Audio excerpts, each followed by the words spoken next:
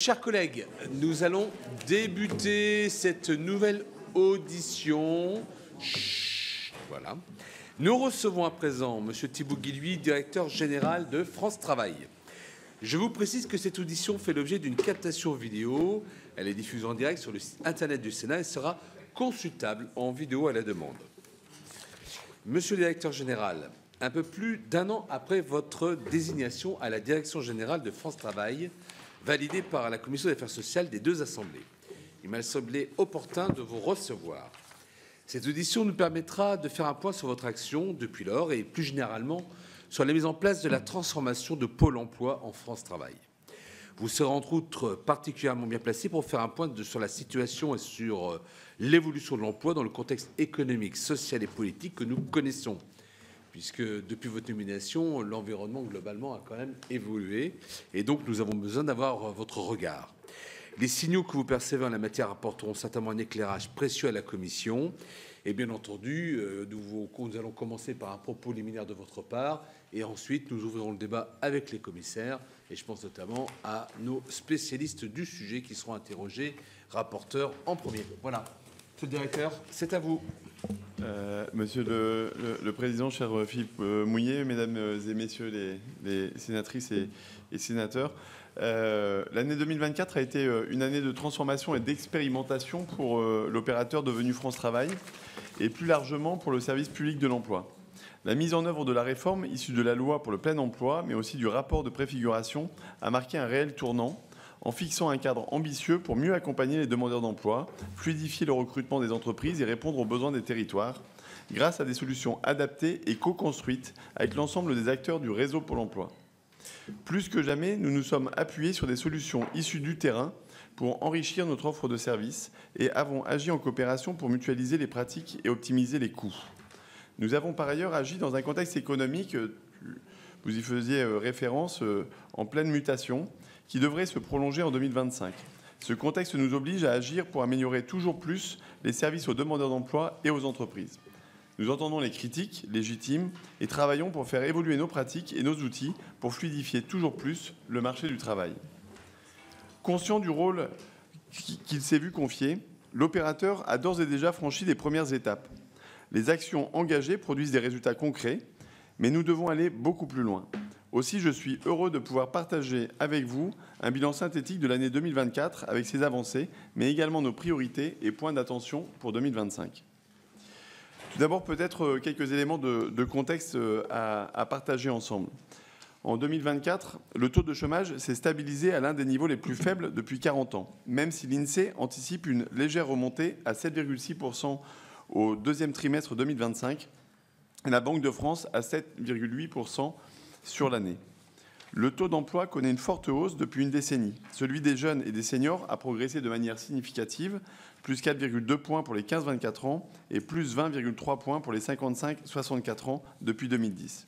Cependant, cette dynamique positive masque une réalité beaucoup plus dégradée sur les derniers mois. Le nombre de demandeurs d'emploi en catégorie A a augmenté de 4% au dernier trimestre 2024, soit 114 000 personnes en France métropolitaine. Le nombre d'embauches en contrat d'un mois ou plus a diminué de 4% par rapport à 2023 et le nombre d'offres collectées par France Travail est en baisse de près de 7% au dernier trimestre 2024. Sur le mois de janvier, c'est une baisse plutôt de l'ordre de 15%. Les difficultés de recrutement restent néanmoins prégnantes. On était encore à 57,4% de difficultés de recrutement et on aura bientôt l'enquête BMO qui, évidemment, probablement mettra à jour une baisse des tensions de recrutement qui est un peu le corollaire de cette situation, même si de nombreux secteurs et de nombreuses entreprises ont encore des vraies difficultés à recruter. C'est dans ce contexte contrasté que nous avons essayé d'agir avec pragmatisme et efficacité en 2024 pour contenir la hausse du chômage qui avait été anticipée à la fin de l'année 2023. On avait prévu, les prévisionnistes étaient à plus ou moins 8% à la fin 2024 et finalement on est resté à 7,4%.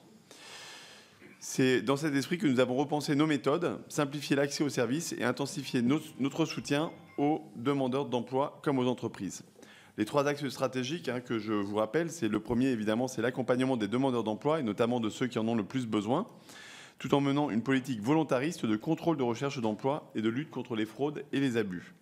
Le deuxième axe est l'appui renforcé aux entreprises, et notamment aux TPE, avec le lancement de France Travail Pro, pour fluidifier et simplifier les recrutements, notamment pour les secteurs en tension, évidemment, et structurer une approche territorialisée, bassin d'emploi par bassin d'emploi, avec les employeurs.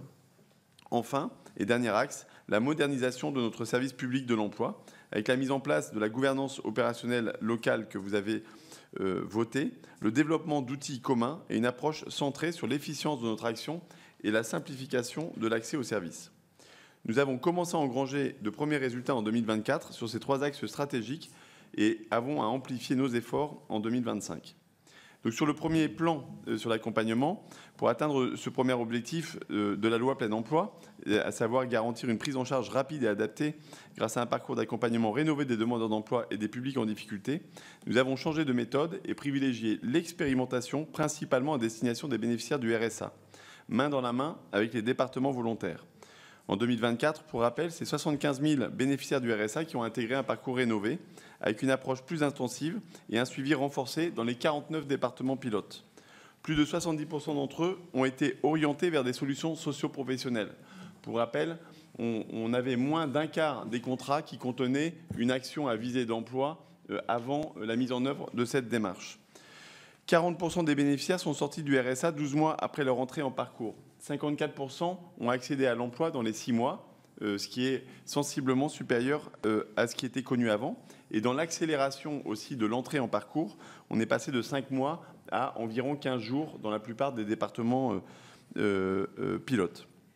Le 1er janvier 2025 a constitué une étape, comme vous le savez, essentielle pour l'accompagnement.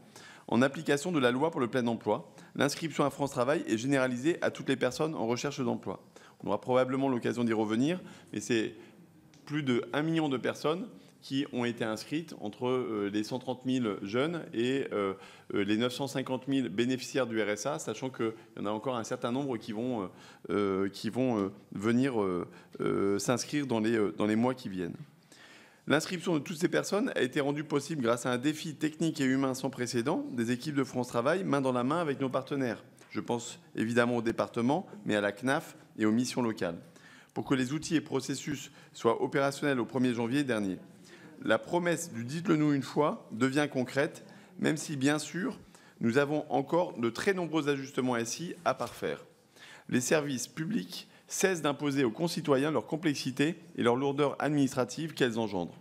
Cette première pierre posée, même s'il s'agit d'une modernisation de l'arrière-boutique, constitue pour le citoyen une évolution majeure parce qu'il ne sera plus renvoyé de guichet en guichet en répétant les mêmes informations, et d'autre part parce que son accès aux droits sera considérablement accéléré.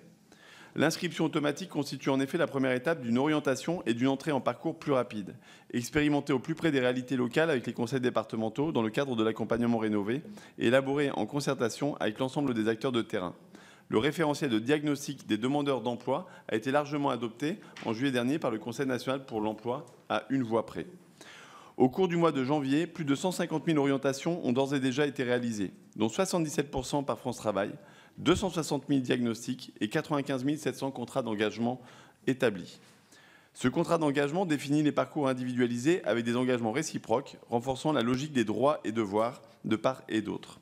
Pour vérifier que le droit à l'accompagnement, comme le devoir d'engagement dans la recherche d'emploi, sont bien respectés, nous augmenterons les contrôles de la recherche d'emploi, comme nous l'avions échangé avec vous, dans les prochaines années.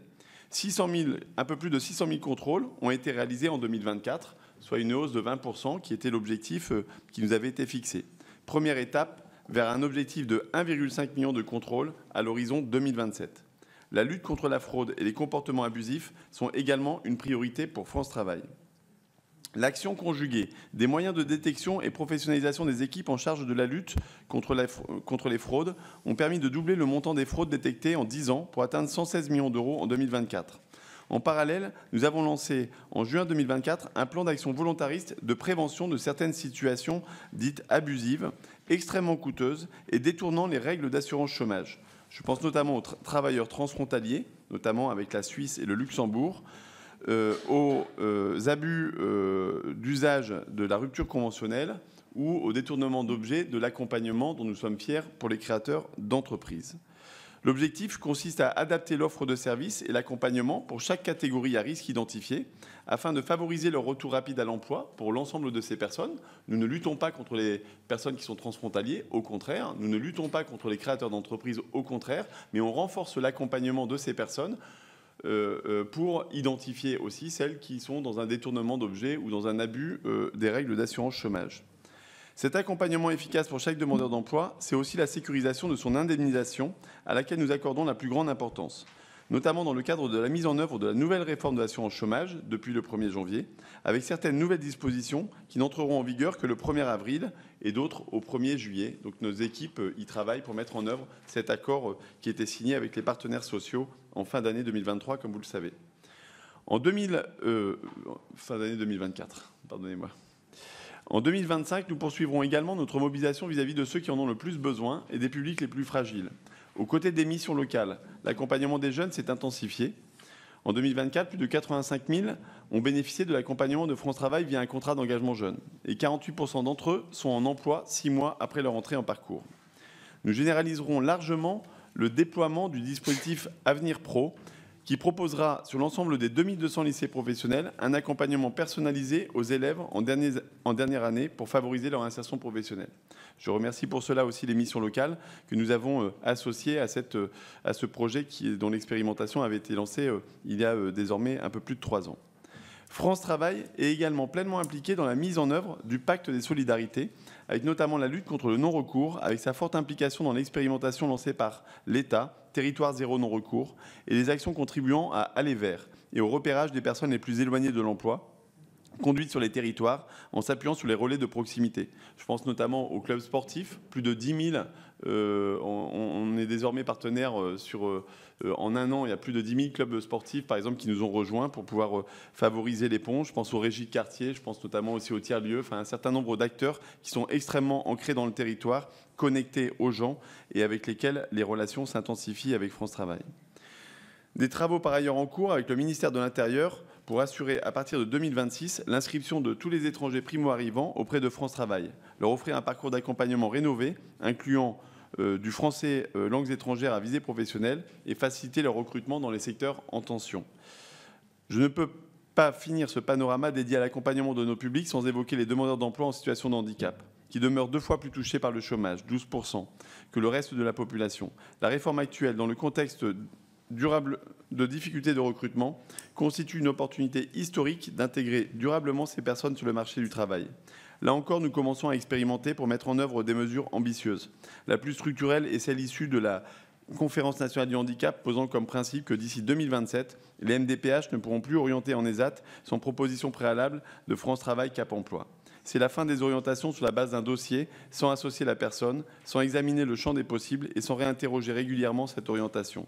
On redonne du pouvoir d'agir et on garantit que la personne est d'abord regardée sous le prisme de son potentiel et de ses envies avant celui de son handicap. Autre point donc sur l'entreprise pour fluidifier les recrutements. Concernant notre action vis-à-vis des entreprises, conscient que seulement 23% des entreprises ayant fait un recrutement en emploi durable ont eu recours au service de France Travail, nous avons intensifié les efforts et les actions engagées afin de restructurer notre action en faveur des entreprises, notamment les TPE-PME qui portent 70% des projets de recrutement. Notre offre de services s'est considérablement améliorée ces dernières années, mais elle demeure encore trop peu connue des recruteurs. C'est pourquoi nous avons lancé France Travail Pro en octobre dernier, qui témoigne de notre nouvelle approche client et de notre volonté de devenir le partenaire RH incontournable des employeurs, en étant au plus près de leurs besoins, avec par exemple des horaires élargis de contact, de 7h30 à 20h, y compris le samedi.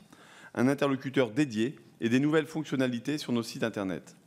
Nous avons également développé les actions de prospection, l'expérimentation de la prospection des entreprises par les conseillers du service public de l'emploi, réalisée par des chercheurs, a démontré l'énorme potentiel de la prospection d'employeurs, avec 7 CDI supplémentaires créés pour 100 entreprises contactées de manière proactive. Sur le deuxième semestre 2024, alors que nous avions fait 100 000 en 2023, sur le deuxième semestre, nous avons fait 160 000 actions de prospection menées par France Travail avec ses partenaires et qui ont permis de créer plus de 30 000 emplois. Nous serons en mesure d'atteindre les 400 000 prospections dès 2025, soit 4 fois plus qu'en 2023, grâce à ce travail en équipe entreprise avec nos partenaires. Je pense notamment évidemment aux missions locales Cap Emploi, mais aussi aux chambres de commerce, aux chambres d'agriculture, aux représentations patronales et aux différents clubs d'entreprise. Grâce à ces teams entreprises et un CRM commun, désolé pour cet anglicisme, mais c'est juste d'avoir un outil qui permet de partager les informations et d'organiser la relation avec l'entreprise pour l'accompagner de bout en bout sur son recrutement en jouant des complémentarités entre les différents acteurs dans les territoires. Si nous sommes en train de renouveler notre accompagnement des entreprises, nous devons encore travailler à un meilleur ciblage des candidatures proposées, notamment en recourant aux outils numériques et à l'intelligence artificielle pour leur pousser des profils mieux adaptés et mieux formés. Si vous êtes en Pays de Loire ou en Centre-Val de Loire, nous sommes en train de tester cet outil qu'on appelle MatchFT, parce que c'est un reproche qu'on nous fait souvent au service public de l'emploi et de manière générale d'ailleurs aux intermédiaires du recrutement. C'est comment amener en fait les 3, 4, 5 candidatures qui correspondent en fait à l'offre qui a été présentée par l'employeur. Et donc on fait un gros travail sur la donnée. La donnée, c'est les compétences des personnes, c'est leur expérience professionnelle, mais parfois c'est leur disponibilité, c'est leur mobilité, c'est tous ces ingrédients-là. Et donc cet outil permet d'analyser l'offre, d'identifier parmi les plus de 7 millions de personnes qui sont dans nos bases, quelles sont celles qui correspondent a priori le plus à ces besoins. Et ensuite, il y a une IA générative par SMS qui engage en fait une discussion avec la personne pour pouvoir faire cette présélection pour le compte des entreprises. Donc ça, c'est ce qu'on appelle MatchFT et qui est en déploiement dans 87 agences actuellement et qui nous permet, dans 50% des cas, de trouver des mises en relation en moins de 24 heures. Sur le champ de la formation professionnelle, malgré un environnement institutionnel complexe et éclaté, nous enregistrons plus d'1 million d'entrées en formation, dont 70% pour les publics prioritaires. Mais nous ne pouvons pas nous satisfaire d'un taux de retour à l'emploi qui ne dépasse pas les 58% en moyenne, notamment au regard des volumes financiers investis. Notre conviction, c'est qu'il y a aujourd'hui trop de formations qui sont proposées sans projet de recrutement associé. Dans un environnement budgétaire contraint, nous souhaitons développer le former pour recruter. Et le dispositif de la POE, de la préparation opérationnelle à l'embauche, qu'elle soit courte ou longue, qu'elle soit individuelle ou collective, qui permet de former un demandeur d'emploi directement sur un poste et un besoin caractérisé et dont le taux de retour à l'emploi atteint les 85% à 6 mois. Nous avons réalisé plus de 100 000 POI l'année dernière et avons pour ambition de le déployer plus fortement en 2025 en partenariat avec les OPCO, désormais tiers de confiance, et évidemment les régions qui ont la compétence sur la formation. Dans le même temps, pour fluidifier l'accès à l'emploi et lutter efficacement contre les tensions de recrutement, nous poursuivons la mobilisation des leviers efficaces qui ont fait leurs preuves, comme l'immersion professionnelle ou la méthode de recrutement par simulation. On a fait 250 000 immersions en entreprise, plus 14% par rapport à 2023. Et on a fait 85 000 recrutements par simulation, soit plus 33%. Cela étant dit, on souhaite vraiment investir beaucoup plus fortement sur l'immersion avec un projet pour passer à 1 million d'immersions d'ici 2026, main dans la main avec évidemment nos partenaires du réseau Pôle emploi, parce que ça marche très très bien. Grâce à ces efforts conjugués, ce sont près de 4 millions de demandeurs d'emploi qui ont retrouvé un emploi en 2024. Enfin, dernier point, la modernisation accrue du service public de l'emploi. Pour gagner collectivement en simplicité et en efficacité, la coopération entre les acteurs du réseau Pôle emploi a été renforcée par, d'une part, l'installation d'une gouvernance locale rénovée et opérationnelle, en tout cas c'est l'objectif, et d'autre part, par la mise à disposition par France Travail d'outils communs et partagés, construits et co-conçus avec nos partenaires, permettant ainsi d'installer une culture commune de pilotage, de performance et d'évaluation. Concernant la gouvernance locale, plus de 250 comités locaux pour l'emploi sont d'ores et déjà installés sur les 330 prévus hors Drôme. Une majorité de territoires est d'ores et déjà engagée dans la réalisation du diagnostic territorial et environ 100 territoires sont engagés dans la mise en œuvre d'ateliers opérationnels pour co-construire des feuilles de route locales. Pour suivre ces actions, France Travail met à disposition des tableaux de bord accessibles aux membres de ces comités locaux pour suivre l'impact réel des décisions prises et des actions menées. C'est une première pour les élus de la République d'avoir maintenant en visibilité l'ensemble des demandeurs d'emploi et l'ensemble des besoins des entreprises disponibles pour qu'ils puissent prendre leurs décisions en connaissance de cause. Il s'agit donc là d'un changement de paradigme avec un véritable pilotage par les résultats des actions, garant du bon usage des deniers publics et réalisée avec des données partagées en transparence par et avec les acteurs. J'en viens maintenant naturellement au développement par France Travail du système d'information plateforme et aux outils numériques partagés, qui facilitent la gestion et le suivi des parcours des demandeurs d'emploi, auxquels on ne doit plus imposer notre complexité. Le développement d'un SI plateforme permettra également de rationaliser les dépenses SI des différents acteurs du RPE.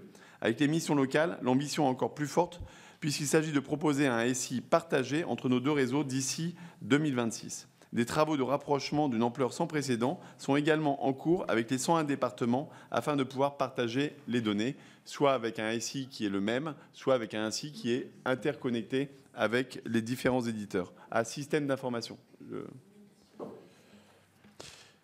Pour finir, pour installer une culture commune entre tous les professionnels de l'accompagnement du RPE, nous avons développé l'Académie, ouverte en septembre dernier. L'Académie France Travail permet de garantir le développement de compétences, l'homogénéité des pratiques et en définitive la pertinence et l'efficacité des actions menées sur le terrain, sans oublier la mutualisation des coûts. À ce jour, on compte plus de 42 000 professionnels utilisateurs et déjà 160 modules de formation proposés par France Travail et par l'ensemble des membres du réseau pour l'emploi. Enfin, et pour terminer, le plan d'efficience. France Travail a déjà prouvé qu'avec des moyens adéquats, l'établissement est capable de transformer durablement l'accompagnement vers l'emploi. Et il a pleinement conscience de la situation budgétaire nationale, du contexte international actuel et des efforts que chaque opérateur doit accomplir afin de contribuer à la stratégie de redressement des comptes publics du pays, tout en accomplissant de nouvelles missions que lui confère la loi pour le plein emploi. À cette fin, l'opérateur s'engage dans un plan d'efficience ambitieux, visant le redéploiement d'au moins 3 700 ETP d'ici 2027, à travers l'automatisation des tâches répétitives sans valeur ajoutée et une démarche de simplification des tâches du quotidien. Ce plan d'efficience passe aussi par l'adaptation de l'organisation de notre établissement, par exemple la réduction du nombre progressif du nombre de fonctions support au bénéfice des activités plus opérationnelles sur le terrain, une revue des dépenses et priorisation par le retour sur investissement ou encore la mobilisation de l'intelligence artificielle. Conformément à la volonté de l'État et de l'UNEDIC formalisée dans la convention tripartite, ces gains d'efficience seront réinvestis dans l'accompagnement des usagers et pourront ainsi contribuer à la mise en œuvre des nouvelles missions de l'opérateur. Mesdames, Messieurs les sénateurs et sénatrices, l'année 2024 a marqué une transformation profonde de notre service public de l'emploi. 2025 doit être l'année de l'accélération et de la consolidation. Nous avons posé les bases d'un accompagnement plus personnalisé, d'une relation plus étroite avec les entreprises et d'un service plus efficient pour tous. Mais il y a encore beaucoup à faire. C'est avec détermination et grâce à l'engagement de tous les collaborateurs de France Travail que nous poursuivrons tous ensemble cette mission au service de l'emploi et des territoires. Je finirai ce propos liminaire pour dire que la réforme de France Travail est une mission collective et j'aimerais saluer ici la mobilisation de l'ensemble des acteurs qui contribuent aux côtés de France Travail à la mise en œuvre de la loi pour le plein emploi. L'État et ses services centraux et déconcentrés, DRETS et DETS évidemment, les élus des différentes collectivités territoriales et les parties prenantes, notamment les partenaires sociaux. Je vous remercie et je me tiens à votre disposition pour répondre à vos différentes questions. Merci, Monsieur le Directeur, pour ce panorama assez complet de la situation et votre regard sur les évolutions. Nous allons maintenant commencer par une série de questions-réponses. Je vais commencer par les rapporteurs. Et tout d'abord, je donne la parole à Frédérique Puissat. Alors, merci Monsieur le Président et double remerciement Monsieur le Directeur. D'abord, un remerciement peut-être un peu plus personnel, un an de poste. Et effectivement, je sais que vous avez mis en œuvre une stratégie de changement dans les équipes. Ce n'est pas simple. Vous avez effectivement parlé de plan d'efficience. On sait que parfois, d'un point de vue humain, c'est un peu compliqué. Donc, merci pour ce travail qui a été fait. Ensuite, merci à toutes les équipes de France Travail qui sont présentes sur les départements. Et je pense très honnêtement, au-delà des questions, je me permets, Monsieur le Président, de faire un peu de publicité, excusez-moi, mais je pense qu'on a besoin de faire connaître France Travail, au-delà peut-être de notre simple commission, parce qu'on est tous interpellés les uns les autres, mais de façon un peu singulière. Et quand on est interpellé, c'est quand ça ne fonctionne pas en règle générale. Et je pense que nos collègues sénateurs ne connaissent pas forcément la plénitude des actions de France Travail.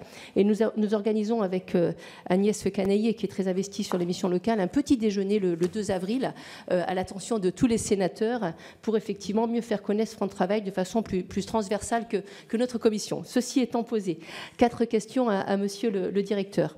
La première, s'agissant des effectifs. Le PLF 2025 nous a beaucoup mobilisés. J'ai entendu vos propos, monsieur le directeur, sur ce que vous avez appelé le plan d'efficience.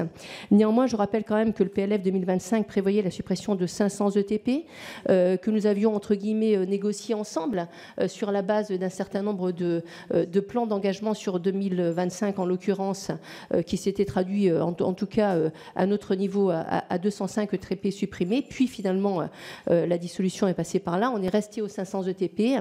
J'ai bien entendu que vous évoquiez le fait d'avoir des gains d'efficience conformément à votre convention avec l'UNEDIC.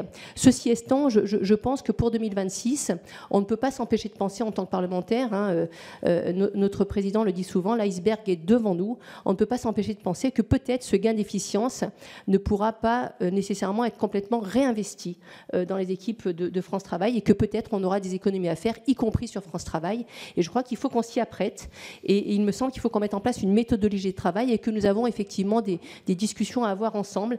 Et peut-être, à première question, quelles modalités peut-on mettre en place pour se préparer pour 2026 et ce PLF 2026, en tout cas à minima dans ce cadre. Deuxième question sur la formation. Alors, vous ne l'avez pas dit, et entre guillemets, moi, ça me satisfait beaucoup parce que j'ai souvent parlé du pic dans cette instance et j'ai souvent dit ce que j'en pensais. Il y a eu une forte diminution du budget du financement de l'État, notamment sur le pic à destination de France Travail. Je n'ai pas entendu que ça vous avait fait souffrir. En tout cas, ça n'avait pas fait souffrir les équipes. En tout cas, vous n'avez pas énoncé dans vos propos. Vous avez parlé de formation, mais du coup, ça veut dire que vous avez pu faire sans le pic.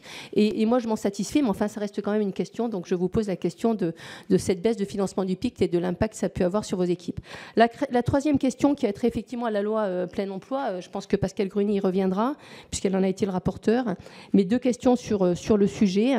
La loi plein emploi, effectivement, prévoit que les allocataires du RSA soient dorénavant intégrés à minima, enfin, soient dorénavant inscrits à France Travail. Néanmoins, la loi prévoit que les départements contractualisent ou pas avec France Travail sur le suivi des allocataires.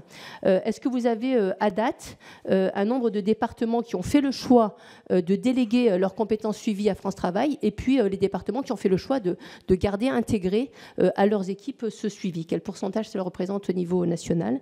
Et enfin, le dernier, qui a trait aux comités territoriaux pour l'emploi. Vous avez effectivement évoqué le fait que 250 s'étaient effectivement mobilisés sur les 330 en cours, donc il en reste encore un certain nombre qui n'ont pas été mobilisés, mais enfin, on a encore un peu de temps devant nous. Néanmoins, vous étiez plutôt optimiste sur les retours de ces comités territoriaux. Alors, bon, on peut être optimiste pour l'avenir, en tout cas, moi, je le suis. On est nombreux à présider des comités locaux. Pour le moment, en fait, on n'a fait qu'installer les comités. On n'a pas tellement travaillé, quoi. Donc, je ne sais pas s'il faut être optimiste pour l'avenir, mais pour le moment, en tout cas, de l'Isère, à minima, vous n'avez pas eu de remontée sur ce qui peut se passer. Donc, je pense que c'est demain qu'on arrivera vraiment à voir si cette gouvernance est en place, et je voulais juste que vous nous confirmiez ce propos-là. Merci bien. La parole à Pascale Gruny. Merci, Monsieur le Président, Monsieur le Directeur Général. Nous avons beaucoup travaillé ensemble pour la loi plein emploi.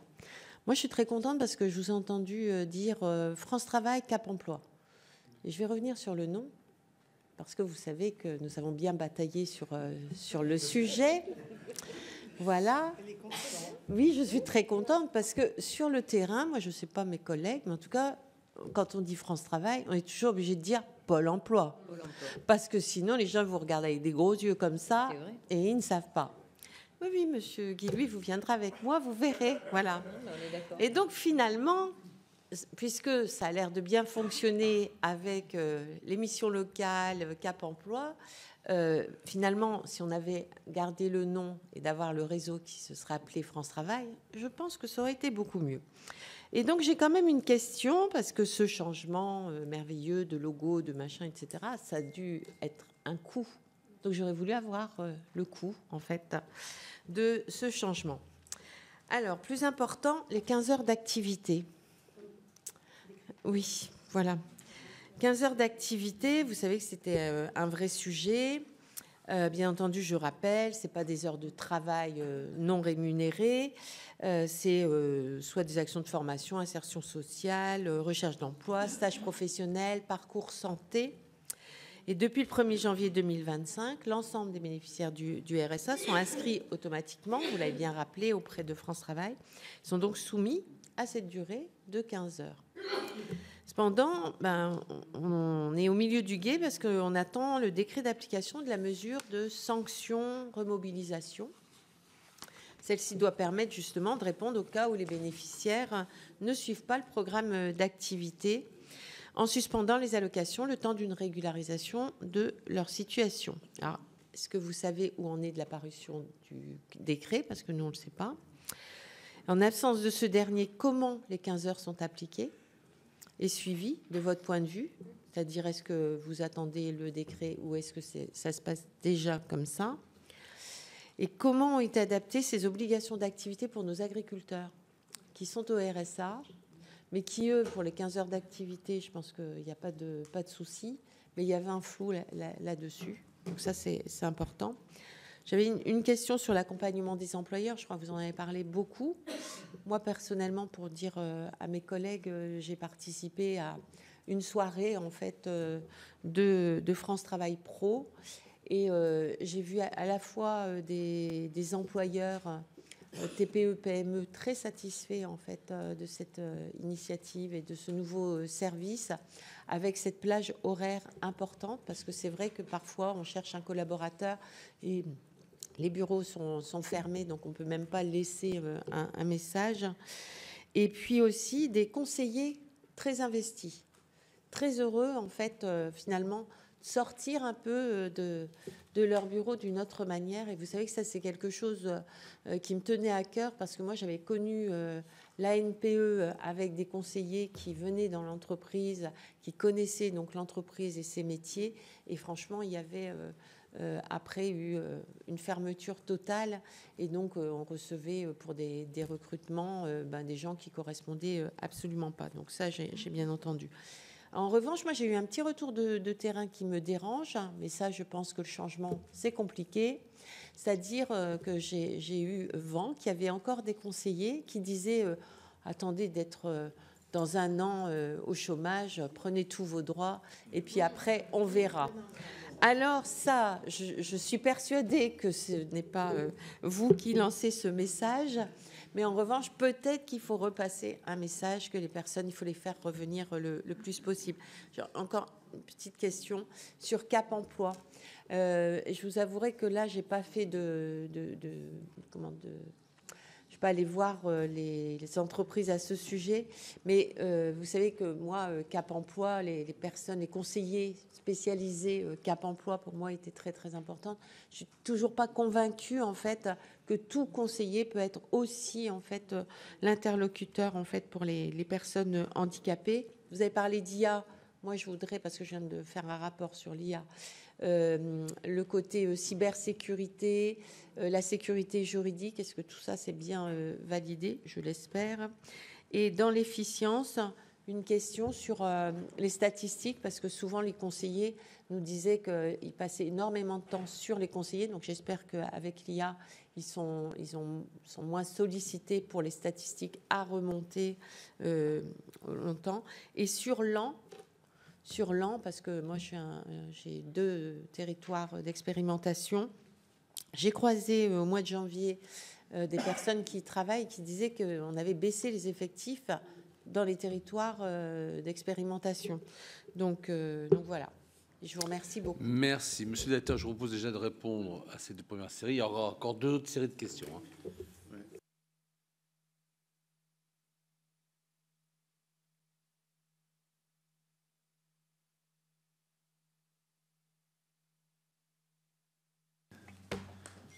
J'ai des anti-sèches, au cas où.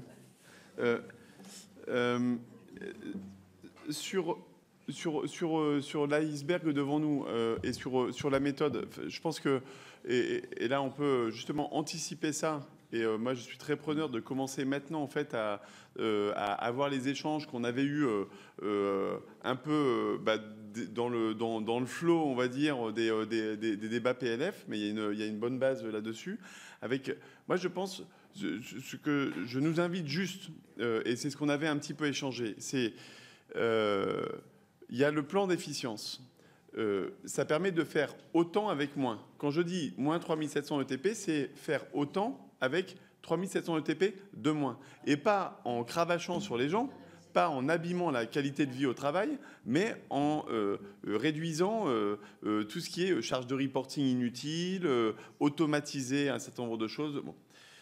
Ou aussi en priorisant, parce que maintenant on a fait passer au tamis toutes nos activités, pour regarder celles qui sont efficaces en termes de retour à l'emploi et celles qui ne le sont pas. Et donc, du coup, la baisse d'un certain nombre de dépenses d'intervention ou d'actions, c'est lié au fait que on commence à faire le tri, à prioriser, à arrêter un certain nombre de ces activités. Maintenant, sur ces 3700 ETP, qu'est-ce qu'on en fait ? C'est là où, en fait, il faut regarder à quoi on les affecte. Et il y a évidemment, mais moi, je dirais, c'est ce qui reste à la fin. Ça peut être ça pourrait être, c'est pas pour le moment ce qui est dans la convention tripartite avec l'UNEDIC et avec l'État, mais le fait de réinvestir ça, mais ça pourrait être, et le débat il sera légitimement ouvert. Vous avez raison de le rappeler sur la question du juste niveau d'effectif, mais il faut regarder à quoi on l'affecte. Et par exemple, et donc quelles sont les missions et quelles sont les priorités que vous nous fixez, que le gouvernement et que vous-même nous fixez dans le cadre du PLF. Par exemple, aujourd'hui, les départements, pour pouvoir accompagner les bénéficiaires du RSA, et vous êtes bien placés pour savoir aussi quelle est la situation des départements, eh bien nous, du coup, grâce à ce plan d'efficience, on va pouvoir redéployer plus de 1000 effectifs pour l'accompagnement des bénéficiaires du RSA, pour venir en solidarité des départements pour pouvoir faire face à ça. Et donc, ensuite, c'est des choix politiques et financiers que de dire, est-ce que on en redéploie 1000 ou est-ce qu'on n'en redéploie que 500 pour réduire de 500 les effectifs de France Travail ?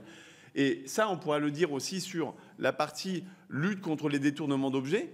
On parlait par exemple des transfrontaliers, ça coûte 800 millions d'euros chaque année à l'État. Ça ne produit absolument aucun intérêt pour les demandeurs d'emploi, aucun intérêt pour les entreprises, au contraire, et ça coûte 800 millions d'euros. Aujourd'hui, on a mobilisé un plan dans les 19 agences transfrontalières. On doit mettre des effectifs pour pouvoir lutter contre ces abus-là.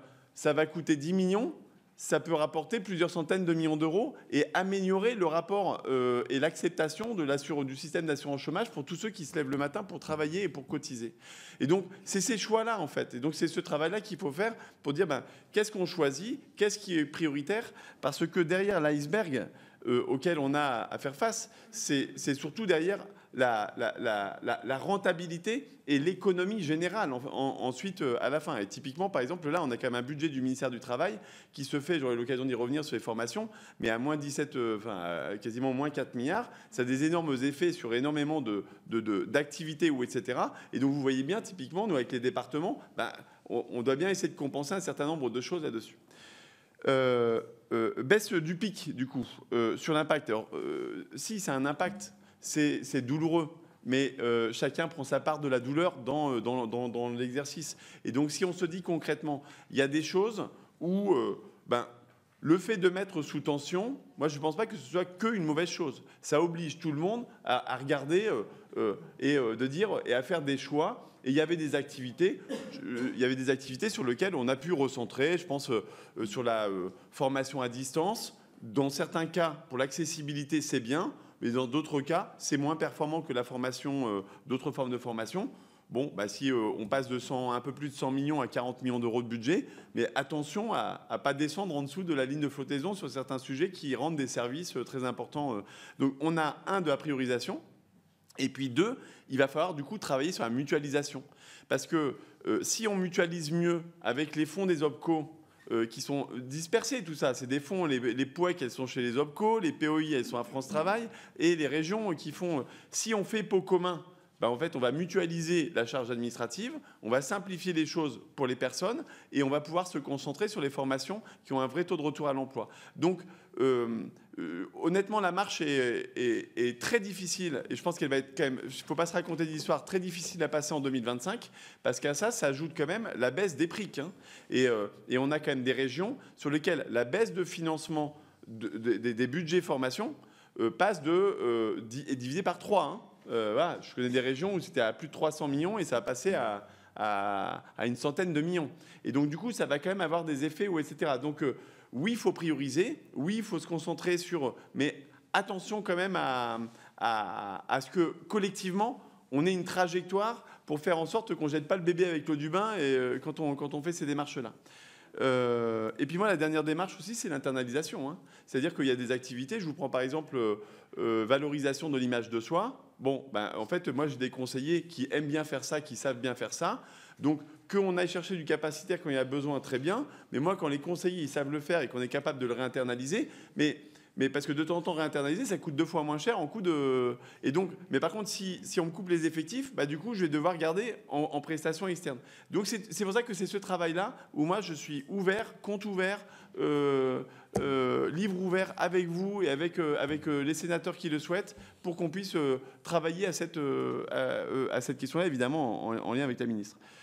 Voilà, contractualisation des départements. Écoutez, il y a eu la réunion hier avec la ministre Catherine Vautrin et les départements. Donc, c'est un peu tôt pour pouvoir complètement matérialiser. Je pense que moi, j'ai en tête que c'est quand même à peu près une centaine de départements. Enfin, il me semblait qu'il y en avait 2-3 qui s'inscrivaient hors contractualisation. Hors contractualisation État, il me semble. Hein. Enfin, je mets juste de tout petits guillemets. En revanche, derrière la contractualisation, il y a 3 volets. Hein. Enfin, c'est pour ça que c'est là où peut-être il y a une contractualisation, où vous avez une centaine de départements qui sont embarqués. Et ensuite, à l'intérieur de ça, il y a des choix qui sont différents. Et typiquement, sur ce que vous disiez, par exemple, sur la question de l'orientation, mais je pense aussi, par exemple, sur la question des systèmes d'information, sans rentrer dans le détail, honnêtement, les choix évoluent assez fortement. Je dirais aujourd'hui, il y en a à peu près un quart qui souhaitent déléguer l'orientation à France Travail. Mais tout ça, en fait, vous savez, c'est intimement lié à si les outils fonctionnent. Et ce n'est pas encore complètement le cas, puisque les éditeurs n'ont pas encore fait tous les branchements. Et qu'ensuite, la relation de travail est établie et que le département a bien la main sur ses choix de compétences. Ensuite, il y aura une inclinaison, à mon avis, à ce qu'il y en ait plus qui confient la délégation d'orientation quand c'est pertinent. Mais donc c'est un chemin, mais qui est conditionné à l'efficacité du système. Ça me semble plutôt bien, parce que ça nous oblige à être bon. Voilà. Et tant qu'on est mauvais ou pas assez bon, les départements resteront prudents. Voilà, CLE 250 sur 330, oula, je ne suis surtout pas en train de vous dire, je ne suis pas optimiste, je ne fais pas une analyse positive de la mise en place des CLE. J'ai juste dit, il y en a 250 sur 330 qui se sont installés, mais pour le moment, c'est des comités, je dirais, les pratiques un petit peu habituelles. On se réunit, on a le préfet, les élus, chacun dit, etc., mais on n'est pas du tout passé aux travaux pratiques. Il y a quelques endroits sur lesquels je peux vous dire, il commence à y avoir une petite centaine d'endroits, de comités locaux, sur lesquels on est passé aux travaux pratiques et où on commence à être dans des choses. Quand à Metz, par exemple, enfin moi j'ai Metz, alors je ne sais pas s'il y a un sénateur ou une sénatrice typiquement, là on travaille sur la partie santé mentale. Enfin il y a des actions très concrètes qui sont sorties. Là j'en ai quelques-unes sur la santé mentale. À Béthune, c'est sur la problématique des conducteurs de ligne dans leur stratégie territoriale industrielle. À Dunkerque, c'est la féminisation des métiers de l'industrie. Je vous donne que des illustrations de feuilles de route qui sont évidemment beaucoup plus complètes là-dessus. Mais je pense que c'est le défi majeur. Et ça, si dans 2 ou 3 ans, on a des comités locaux qui fonctionnent de façon opérationnelle, où toutes les personnes qui doivent être autour de la table sont bien autour de la table et qu'on pilote bien au résultat, franchement, je pense qu'on aura fait une sacrée transformation. C'est probablement un des éléments le plus complexe à conduire, donc c'est en chemin. Et ça, c'est vraiment quelque chose sur lequel, moi, ça m'intéresse dans le dialogue avec les sénateurs, puisque vous êtes très présents dans ces instances-là, ou en tout cas dans la liaison avec ceux qui sont dans ces instances-là, qu'on travaille à l'amélioration continue du dispositif. Mais là, voilà, si je devais nous mettre une note d'avancement, on est à 2 sur 100. Enfin, voilà, mais 2, c'est déjà pas mal. C'est un bon début. Voilà. Coût du logo, logo, on l'avait fait force interne, donc 0. Et ensuite, après, d'ailleurs, le changement de la signalétique, et d'ailleurs, vous aurez peut-être observé que ça a mis un petit peu de temps à terminer de se déployer. Ça a terminé de se déployer en mars, parce qu'en fait, comme il y avait un changement d'enseigne, ce qui coûte, c'est changer les enseignes. Hein.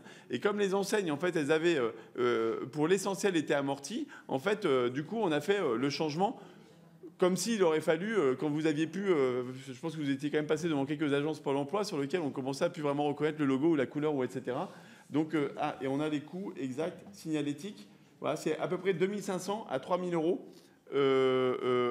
par agence quand on fait un renouvellement. Mais c'était un renouvellement où c'était amorti et de toute façon, il y a un moment donné, vous avez ce renouvellement-là, puisque ça faisait quand même 15 ans que c'était au soleil ou sous la pluie, selon les régions dans lesquelles sont les agences. Voilà, ou sous la neige. On enchaîne. France Travail attend le décret sanction. La ministre dit les discussions sont en cours et l'objectif, c'est s'il y a la consultation CNLE, les discussions avec les départements qui sont bien avancées, etc., d'après ce que j'ai en tête. Et l'idée, c'est que ça puisse sortir pour le mois de juin. En tout cas, c'est que ce soit opérationnel pour le mois de juin. Conseiller, merci pour les conseillers France Travail Pro et l'occasion aussi de dire que c'est un vrai changement parce qu'avant ça passait 80% à faire de l'analyse un petit peu administrative des offres, donc ça on a automatisé pour pouvoir faire la prospection, pour pouvoir faire x4 à effectif constant. Forcément il a fallu quand même qu'on change nos méthodes et un accompagnement à la formation et au changement, etc., qui est quand même assez important. Bon. Les 15 heures, comment sont appliquées les 15 heures? Nous, là, maintenant, c'est ce que je vous ai dit, orientation, mise en place des contrats des contrats d'engagement, la mise en œuvre après derrière des 15 heures, elle est en train de monter en puissance au fur et à mesure que les personnes sont inscrites, puis orientées, puis qu'elles contractualisent avec le bon accompagnement. Mais les 15 heures, le référentiel a été quand même validé, co-construit. On a un référentiel d'activité, ce qui vous permettra, on pourra vous le passer. On lit encore un peu parfois dans la presse où certaines postures, il n'y a pas de travail obligatoire, il n'y a pas de bénévolat obligatoire, et c'est extrêmement varié. Et je rappelle que 91% des bénéficiaires du RSA qui sont dans l'accompagnement se disent satisfaits ou très satisfaits de l'accompagnement. Et pour les agriculteurs, évidemment, et ça c'était quelque chose sur lequel vous nous aviez, d'ailleurs on avait pas mal échangé lors de la préparation de la loi. Alors d'abord, il y a des agriculteurs qui ont un revenu mensuel de plus de 500 €, et eux, de toute façon, ils sont dispensés de ça. Et ensuite, pour les agriculteurs qui ont un revenu de moins de 500 €, en fait, il y a un diagnostic de la situation qui est fait avec eux. Non pas pour leur dire il faut que vous ayez des activités en plus, parce que généralement, les 15 heures, ils les font, et malheureusement, d'ailleurs, ils les font 4 fois dans la semaine. Donc, ce n'est pas le sujet, ce n'est pas les 15 heures. Le sujet, c'est plutôt le point de la situation pour pouvoir ensuite les accompagner à sortir de cette situation qui n'est pas normale, que des personnes travaillent autant et qu'elles aient un revenu aussi faible. C'est pour ça que ce n'est pas France Travail seul. J'étais au Salon de l'Agriculture, on a signé, on travaille nous main dans la main avec évidemment la MSA, une mutualité sociale agricole, sur ces accompagnements-là, mais aussi ensuite avec l'ensemble de l'équipe de France agricole, parce que il y a l'ANEFA, il y a Ocapiat, il y a tous ceux qui accompagnent sur la formation, et donc on travaille ensemble à faire un accompagnement dédié là-dessus avec les chambres d'agriculture évidemment qui peuvent être aussi associées. Voilà pour ça. Cap Emploi, juste quand même. J'étais d'ailleurs en point, on a fait le comité stratégique avec le président de Cap Emploi hier. On est à 84,7% de satisfaction des demandeurs d'emploi suite au rapprochement. Et on a 80% des personnes en situation de handicap qui sont accompagnées par des conseillers France Travail. Mais maintenant, ils le sont bien et mieux. Pourquoi ? Parce qu'il y a eu ce rapprochement avec France Travail et que du coup, on a effectivement des conseillers experts Cap Emploi quand il y a des situations lourdes avec des adaptations. Il y en a à peu près 1000. Et il y en a 2000 de conseillers à dominante handicap qui sont maintenant, grâce à ce rapprochement, qui sont montés en compétences. 83% de ces conseillers nous disent qu'ils sont satisfaits du rapprochement parce qu'ils sont montés en compétences, ils sont plus à l'aise sur le handicap. Et du coup, ça porte ses fruits. Petit point d'attention sur les demandeurs d'emploi de longue durée, sur lequel la courbe est repartie à la hausse depuis juillet 2023. Voilà. Il y a IA, c'était sur quoi l'intelligence artificielle? Ah oui, cybersécurité. Oui, bah ça, du coup, on travaille franchement avec. On a mis en place énormément de mesures. Hein. Nous, les tests SI, en fait, de toute façon, ils sont testés. On était même un des opérateurs qui était opérateur bac à sable, on va dire, pour la CNIL, là-dessus. Et puis, évidemment, on a une organisation extrêmement robuste sur la partie SI, sur la partie cyber. Vous connaissez tous, en plus de ça, les attaques, elles ont encore augmenté de 15% hein, sur toute la sphère publique l'année dernière. Hein. 198 millions de données qui ont été sorties l'année dernière. En revanche, nous, notre point d'attention, et en fait, le principal point de fragilité de tous les acteurs, c'est les utilisateurs. Et donc, en fait, l'énorme chantier, il est plutôt la sensibilisation à la cyber de nos conseillers, mais des conseillers Cap Emploi, des conseillers missions locales, etc., pour qu'en fait, le réflexe cyber, pour qu'il n'y ait pas la possibilité de faire le phishing, ou etc., qui est la principale voie de faiblesse, en fait, des systèmes d'information. Et puis, reporting charge. Alors, il y a du concret. Je vous en avais parlé à l'époque comme une perspective, c'est-à-dire que le numérique, quand même, bah, typiquement, par exemple, les contrats d'engagement jeunes, nos conseillers France Travail ne font plus de reporting. Il y a un reporting beaucoup plus performant, et pourtant, ils ne font plus de reporting. Pourquoi? Parce qu'on va chercher les données dans les applis, dans nos systèmes d'information, etc. Et du coup, au lieu de faire des petits bâtons là-dessus. Et moi, mon petit rêve, c'est qu'on puisse se mettre en place avant même la convergence des SI missions locales, parce que pour les missions locales, c'était encore plus douloureux. Et donc, on a ce sujet-là de faire la même chose pour les missions locales, pour qu'ils passent moins de temps sur le reporting. Mais en tout cas, c'est une obsession que nous continuons d'avoir. Voilà. Merci bien. Je donne la parole à Chantal de Seine. Merci, Monsieur le Président. Monsieur le Directeur général, je voulais vous interroger sur la situation particulière des demandeurs d'emploi bénéficiaires de l'obligation d'emploi. Vous l'avez rappelé, ce public connaît toujours un taux de chômage 2 fois supérieur à celui de l'ensemble de la population. La loi pour le plein emploi a conduit à un rapprochement important de France Travail et du réseau Cap Emploi, et elle a concrétisé la promesse d'un accompagnement unifié des personnes en situation de handicap. Je le rappelle pour mes collègues, depuis 2022, l'ensemble des demandeurs d'emploi en situation de handicap est en effet accueilli au sein d'un lieu unique d'accompagnement dans toutes les agences France Travail, avec une coordination au sein d'une équipe handicap entre les conseillers de France Travail et de Cap Emploi. Quels sont, Monsieur le Directeur, les premiers retours d'expérience que vous faites au sujet de ce changement de philosophie? Est-ce que le rapprochement France Travail et Cap Emploi a permis un meilleur accompagnement et une meilleure insertion professionnelle des personnes handicapées? Et constatez-vous une inflexion du taux de chômage dans cette population? Je vous remercie. Merci. La parole à Laurent Burgoa. Merci, Monsieur le Président. Monsieur le Directeur général, lors des travaux de notre commission, dans le cadre du projet de loi de finances par rapport à l'avis sur la partie solidarité, insertion et égalité des chances, nous avons entendu les acteurs de la solidarité qui s'inquiétaient pour beaucoup des conséquences de l'inscription obligatoire des conjoints et conjointes de bénéficiaires de RSA sur les listes de Pôle emploi. Cette obligation se comprend parfaitement dans la mesure où le RSA est une prestation familialisée et que le rapprochement du marché du travail est souhaitable pour l'ensemble du foyer. Avez-vous des éléments sur la mise en œuvre de cette obligation d'inscription à l'échelle du foyer, de nature à rassurer les acteurs de la solidarité? Connaissez-vous la proportion des chômeurs de catégorie F et G, c'est-à-dire ceux qui sont allocataires du RSA, qui relèvent de ce cas? Par ailleurs, pouvez-vous nous présenter l'état du travail de contractualisation avec les organismes chargés du repérage et de l'accompagnement spécifique des personnes les plus éloignées de l'emploi créé par la loi Plein Emploi? Je vous remercie. Merci. La parole à Monique Lubin. Merci, Monsieur le Président. Moi, j'ai 3 questions, Monsieur le Directeur général, et un commentaire. La première des questions, même si elle a déjà été évoquée par certains de mes collègues, moins de postes au PLF 2025.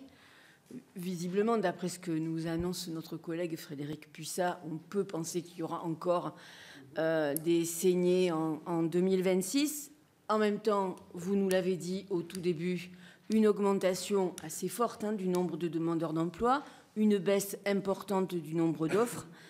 concrètement, sur le terrain, dans les agences, comment vont faire les agents de France Travail pour faire face, alors qu'ils seront moins nombreux, à une petite affluence, je l'espère à la moins importante possible, de demandeurs d'emploi. Sur l'emploi des seniors, d'abord je voudrais revenir sur votre statistique, celle que vous nous avez donnée au début. Depuis 2010, on remonte à 15 ans. Je voudrais juste rappeler qu'il y a eu depuis 2010 2 réformes des retraites et que forcément, lorsqu'on prolonge les gens en emploi, on fait remonter mécaniquement le taux d'emploi des seniors. Non mais c'est bon de le préciser parce qu'il ne faudrait pas s'imaginer que tout d'un coup la situation de l'emploi des seniors est meilleure en France.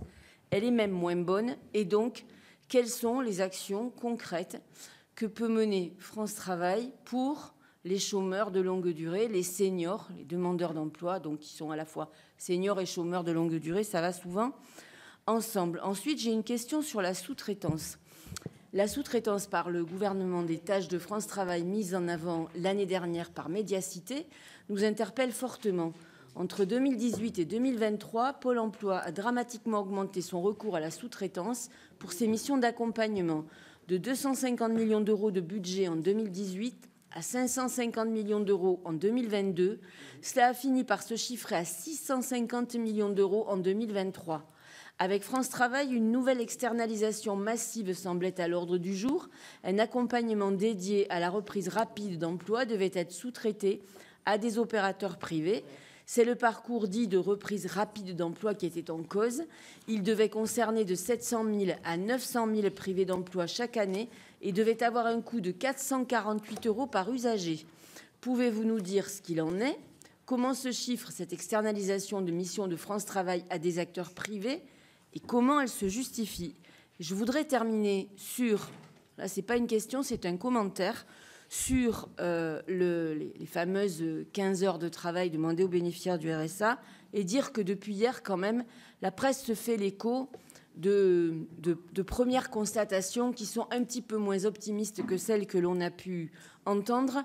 J'en veux pour preuve ce matin un sujet au journal de France 2 qui faisait des constats un peu inquiétants en disant que ce qui était proposé à ces demandeurs d'emploi était très pauvre d'une manière, quant au contenu de ce qui était proposé, venait concurrencer des tâches qui sont dévolues en règle générale au secteur public.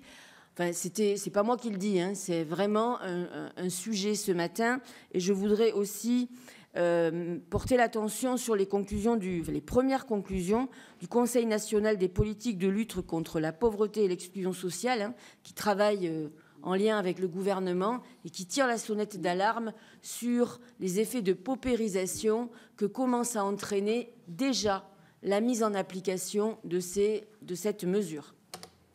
Très bien, je donne la parole à Corinne Boursier.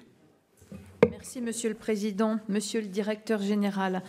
La région des Pays de la Loire où je vis est une des régions la moins touchées effectivement par le chômage en France. Mais nous avons eu un effet de surprise sur cette région. On a été particulièrement touchés sur le dernier trimestre, au 4e trimestre 2024. Dans mon département de Maine-et-Loire, ce sont 1600 demandeurs d'emploi sans aucune activité en catégorie A supplémentaires qui ont été enregistrés entre octobre et décembre, soit une hausse de 5,4% par rapport au trimestre précédent. Ce sont surtout les jeunes qui sont durement touchés, avec une hausse 2 fois plus importante pour les moins de 25 ans, plus 10% pour le trimestre. Pouvez-vous nous présenter votre analyse s'agissant de la situation de l'emploi pour cette tranche d'âge et préciser les mesures spécifiques que vous prévoyez de mettre en place concernant le chômage des jeunes? Merci. J'avais une deuxième question. Oui. Ces derniers mois, effectivement, je vous en prie, nous avons assisté à une multiplication des plans sociaux. 2399 postes supprimés chez Auchan, 868 chez Valeo, 135 de nouveau chez Valeo et 1250 chez Michelin dans mon département du Maine-et-Loire et aussi en Bretagne. Ces chiffres déjà terribles ne représentent qu'une partie du drame puisque c'est ensuite toutes les petites et moyennes entreprises de nos territoires qui en subissent les conséquences avec une hausse de 20% du nombre de faillites en France en un an. Comment prévoyez-vous d'anticiper les conséquences futures de cette crise industrielle qui nous touche déjà? quelles mesures spécifiques pour accompagner les salariés. Et je voulais conclure en vous remerciant de la considération qui sera portée pour les personnes en situation de handicap. En effet, c'est bien ces personnes-là qui doivent être au centre du dispositif. C'est leur avenir, leur bien-être au travail qui se joue. Merci. Merci beaucoup. Monsieur le directeur, je vous laisse répondre à cette nouvelle série. Sur l'OETH et du coup sur le handicap, puisque vous êtes quelques-uns à m'avoir interpellé. Alors, d'abord, et peut-être juste pour parler des chiffres, puisque j'étais en... Oui. Nous avons des objectifs partagés avec Cap Emploi, définis avec le gouvernement et avec la GFIP et le FIP. Donc, ils ont été atteints sur 2024 sur la partie nombre de retours à l'emploi. Hein, c'est 206 000 retours à l'emploi. La cible était à 197 000. Ce que je peux aussi peut-être vous partager de positif, c'est la satisfaction des BO, mais ça je vous le disais, c'est 84,3%, donc aussi qui poursuit sa progression, et la facilité des demandeurs d'emploi à obtenir une réponse suite à une démarche, ce qui est quand même important. Évidemment, après derrière, c'est toujours insuffisant, mais on est aussi à 85,5% en progression. J'ajouterais que ce qui est important aussi, c'est que nous, nos équipes, que ce soit à Cap Emploi ou France Travail, à Cap Emploi, elles se sentent mieux soutenues, mieux outillées et avec un meilleur accès à l'offre de services de France Travail. Pour 68% d'entre elles, ça s'est amélioré. Puis pour les autres, elles sont contentes. Et pour France Travail, je le disais tout à l'heure, c'est 83% qui disent qu'ils se sentent plus confortables dans le cadre du lieu unique d'accompagnement où ils travaillent main dans la main avec les équipes de Cap Emploi. Donc, amélioration là-dessus. Là où on n'est pas bon encore, même si ça a progressé cette année, franchement, on n'est pas bon, 43% de taux de retour à l'emploi post-formation. Or, la formation devrait être beaucoup plus accessible aux personnes en situation de handicap. C'est pour ça que j'ai revu à mon arrivée les modalités d'achat des organismes de formation. Et maintenant, on systématise le fait qu'ils doivent nous proposer des solutions accessibles. Je pense par exemple typiquement pour la fatigabilité sur du mi-temps ou etc. là-dessus, pour rendre ça plus accessible aux personnes en situation de handicap. Maintenant, et c'est ce qu'on se disait avec Cap Emploi, on est au milieu du gué. Ça se passe très bien, mais il ne faut pas s'endormir dessus. Là maintenant, l'étape suivante, et elle est un peu liée quand même à la Conférence nationale du handicap, j'ai envie de dire de passer de Team Handicap à Team Handicap Plus, parce qu'on a les ESAT, on a les ESRP, on a les entreprises adaptées, on a tous ces acteurs du handicap qui sont des acteurs qui sont hyper précieux si on a envie de vraiment aborder les personnes avec les situations de handicap les plus lourdes. Donc ça c'est le premier point. On a signé avec tous les ESAT, mais le travail est devant nous, parce que d'ailleurs c'est localement qu'il faut apprendre à travailler ensemble. Il y a déjà des belles relations de travail dans certains endroits, et d'autres, ça découvre un petit peu, ah bon, ESAT c'est quoi? Donc on a un petit peu ce sujet-là qui est devant nous sur 2025. Et puis le deuxième sujet, il est les employeurs, parce qu'on parle beaucoup des personnes en situation de handicap, mais c'est comment on accompagne les employeurs sur cette partie-là. Et du coup, notre philosophie, c'est pas d'avoir une direction handicap, en plus de ça, comme ça évite de créer des effectifs supplémentaires, mais c'est une mission handicap avec une personne qui est arrivée et qui a, j'ai envie de dire, quasiment tout pouvoir sur le fait de s'assurer que l'ensemble des projets France Travail sont pensés en intégrant la question inclusive en son sein. Quand on va avoir 400 000 entreprises, qu'on intègre la question du handicap avec les 400 000 entreprises et pas qu'on aille voir 10 000 entreprises à côté pour leur parler de handicap. Accessibilité de tous nos services, qu'ils soient physiques ou digital. Et on le travaille main dans la main avec le président et les équipes du CNCPH. On doit être exemplaire sur cette accessibilité, etc., etc. Donc, on continue sur la partie handicap, parce que c'est l'arbre qui cache la forêt. 12%, certes, on peut, évidemment, ça s'est amélioré. La baisse du chômage, elle a aussi bénéficié aux personnes en situation de handicap. Et d'ailleurs, ça rejoint aussi la question des jeunes. Dès que ça remonte, c'est toujours, et c'est là où on voit qu'on n'a pas collectivement assez progressé, puisque la remontée se fait de façon plus rapide pour les personnes en situation de handicap et pour les jeunes. Sur CNLE, alors conjointe, c'est encore un peu... honnêtement, moi, c'est aussi un questionnement personnel, c'est quelque chose qu'on doit suivre un petit peu. J'observe de temps en temps que du coup, il y a des entretiens qui se font où il y a le conjoint et la conjointe qui sont ensemble, etc. Mais là, c'est un peu nouveau dans les pratiques sur ça, et on va avoir les retours. Je pense qu'on pourra documenter un petit peu plus ces retours-là à partir du moment où ça va monter en puissance. Mais en tout cas, on n'a pas d'alerte pour le moment forte sur des situations d'incongruité sur en tout cas ce qu'on a mis en place sur 2023 et 2024 en mode test. Mais c'est un point d'attention. Catégorie F, les orientations pour le moment, c'est plutôt, on est globalement à un peu plus de 70% en professionnels et socio-professionnels. Donc du coup, on peut s'attendre à ce que ça se stabilise autour de 25-30% en catégorie sociale, donc dans la fameuse catégorie F. La catégorie G, c'est une catégorie d'attente. Donc par définition, elle est importante pour le moment, mais elle a vocation ensuite à devenir très résiduelle dans le temps. Repérage aux 2R. Écoutez, là, c'est les services de l'État, c'est les DRETS qui ont lancé ces appels à projets sur ça. Moi, ma préoccupation, c'est qu'on ne fasse pas encore des choses en silo. Parce qu'en fait, s'il y a des gens qui repèrent, mais que c'est nous qui faisons le placement d'emploi et que tout ça, c'est pas connecté, ça risque pas tellement de fonctionner. Et donc ça, c'est, disons, ma préoccupation sur la façon un peu terrain et opérationnelle de faire en sorte que cet argent utile soit ensuite, produise ses effets. Voilà, baisse des effectifs.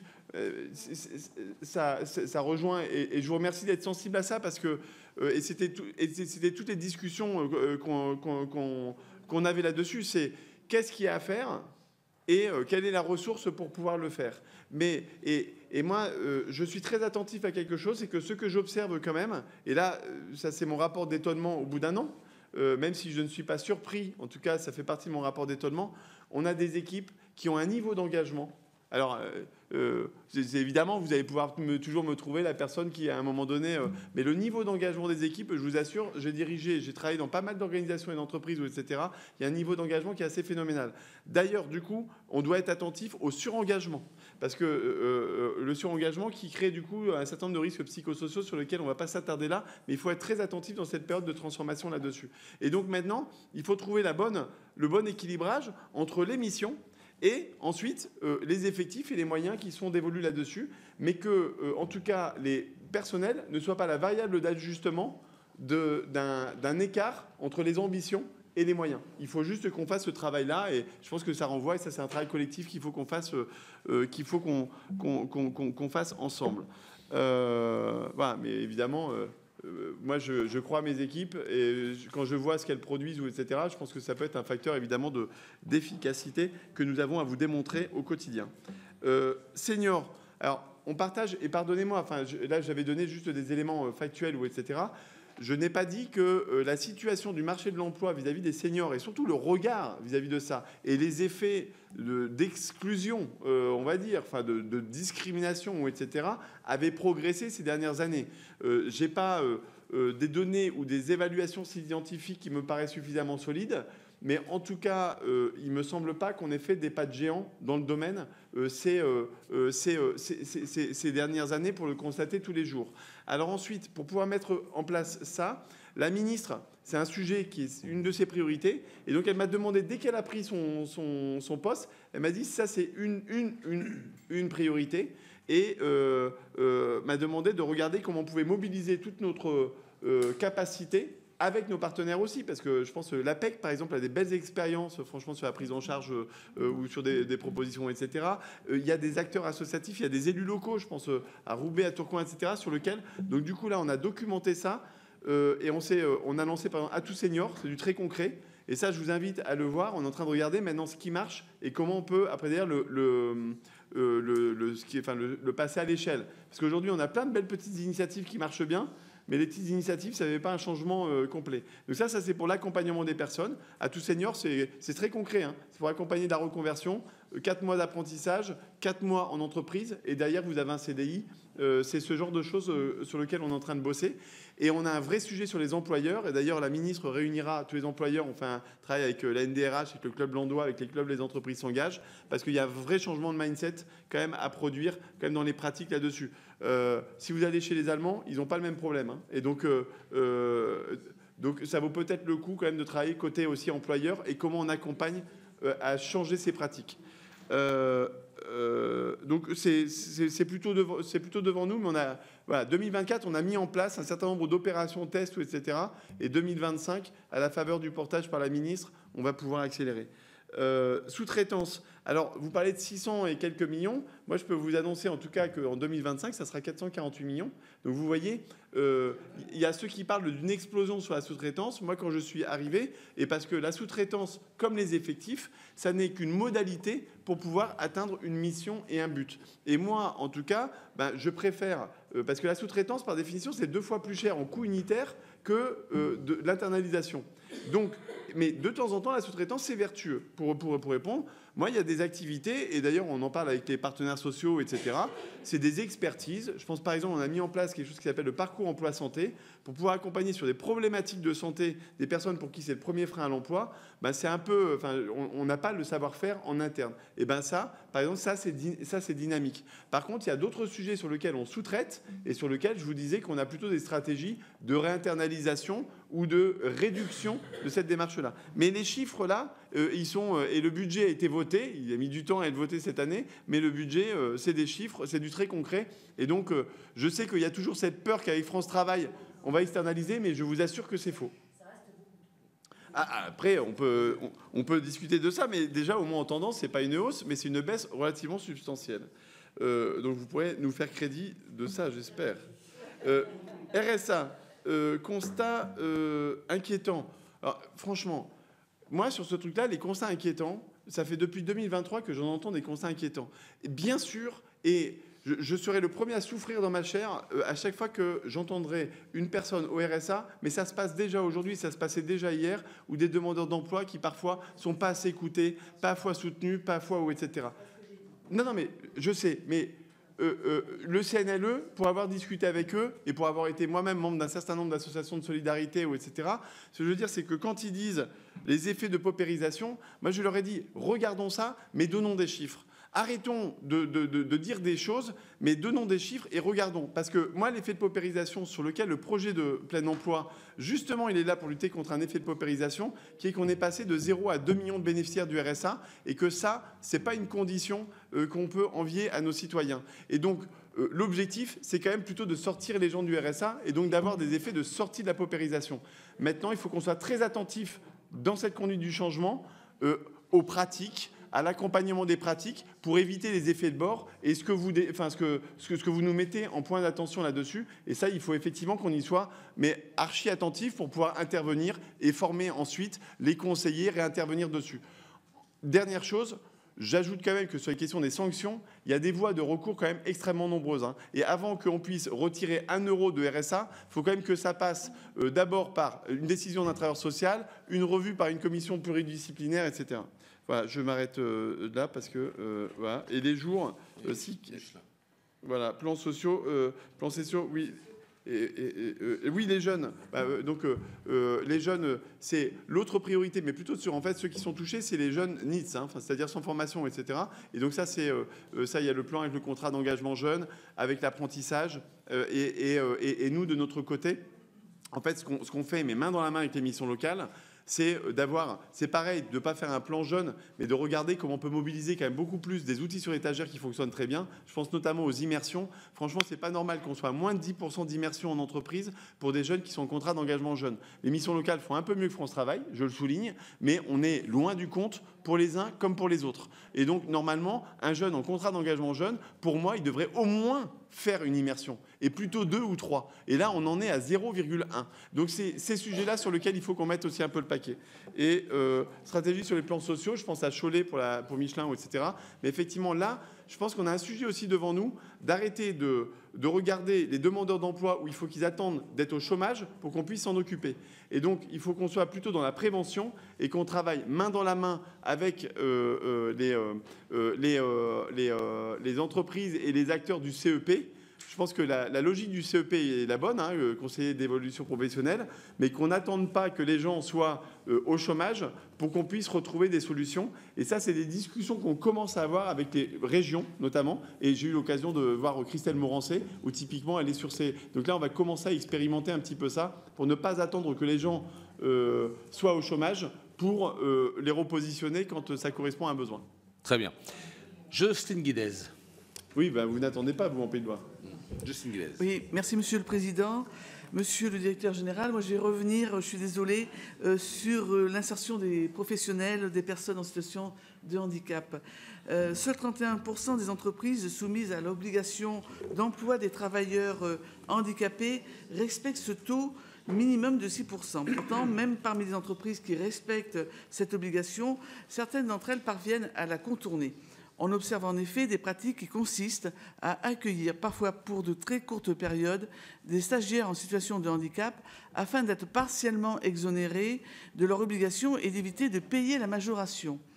Pouvez-vous d'abord nous dresser un état des lieux détaillé de l'emploi des personnes en situation de handicap en France? Alors même si vous l'avez fait un petit peu, mais comment éviter que ces employeurs contournent le système? Avez-vous, du point de vue de France Travail, identifié certains freins au recrutement et au maintien dans l'emploi qui pourraient être interrogés? Et enfin, concernant les contournements de l'OETH, France Travail a-t-il constaté ces mêmes dérives?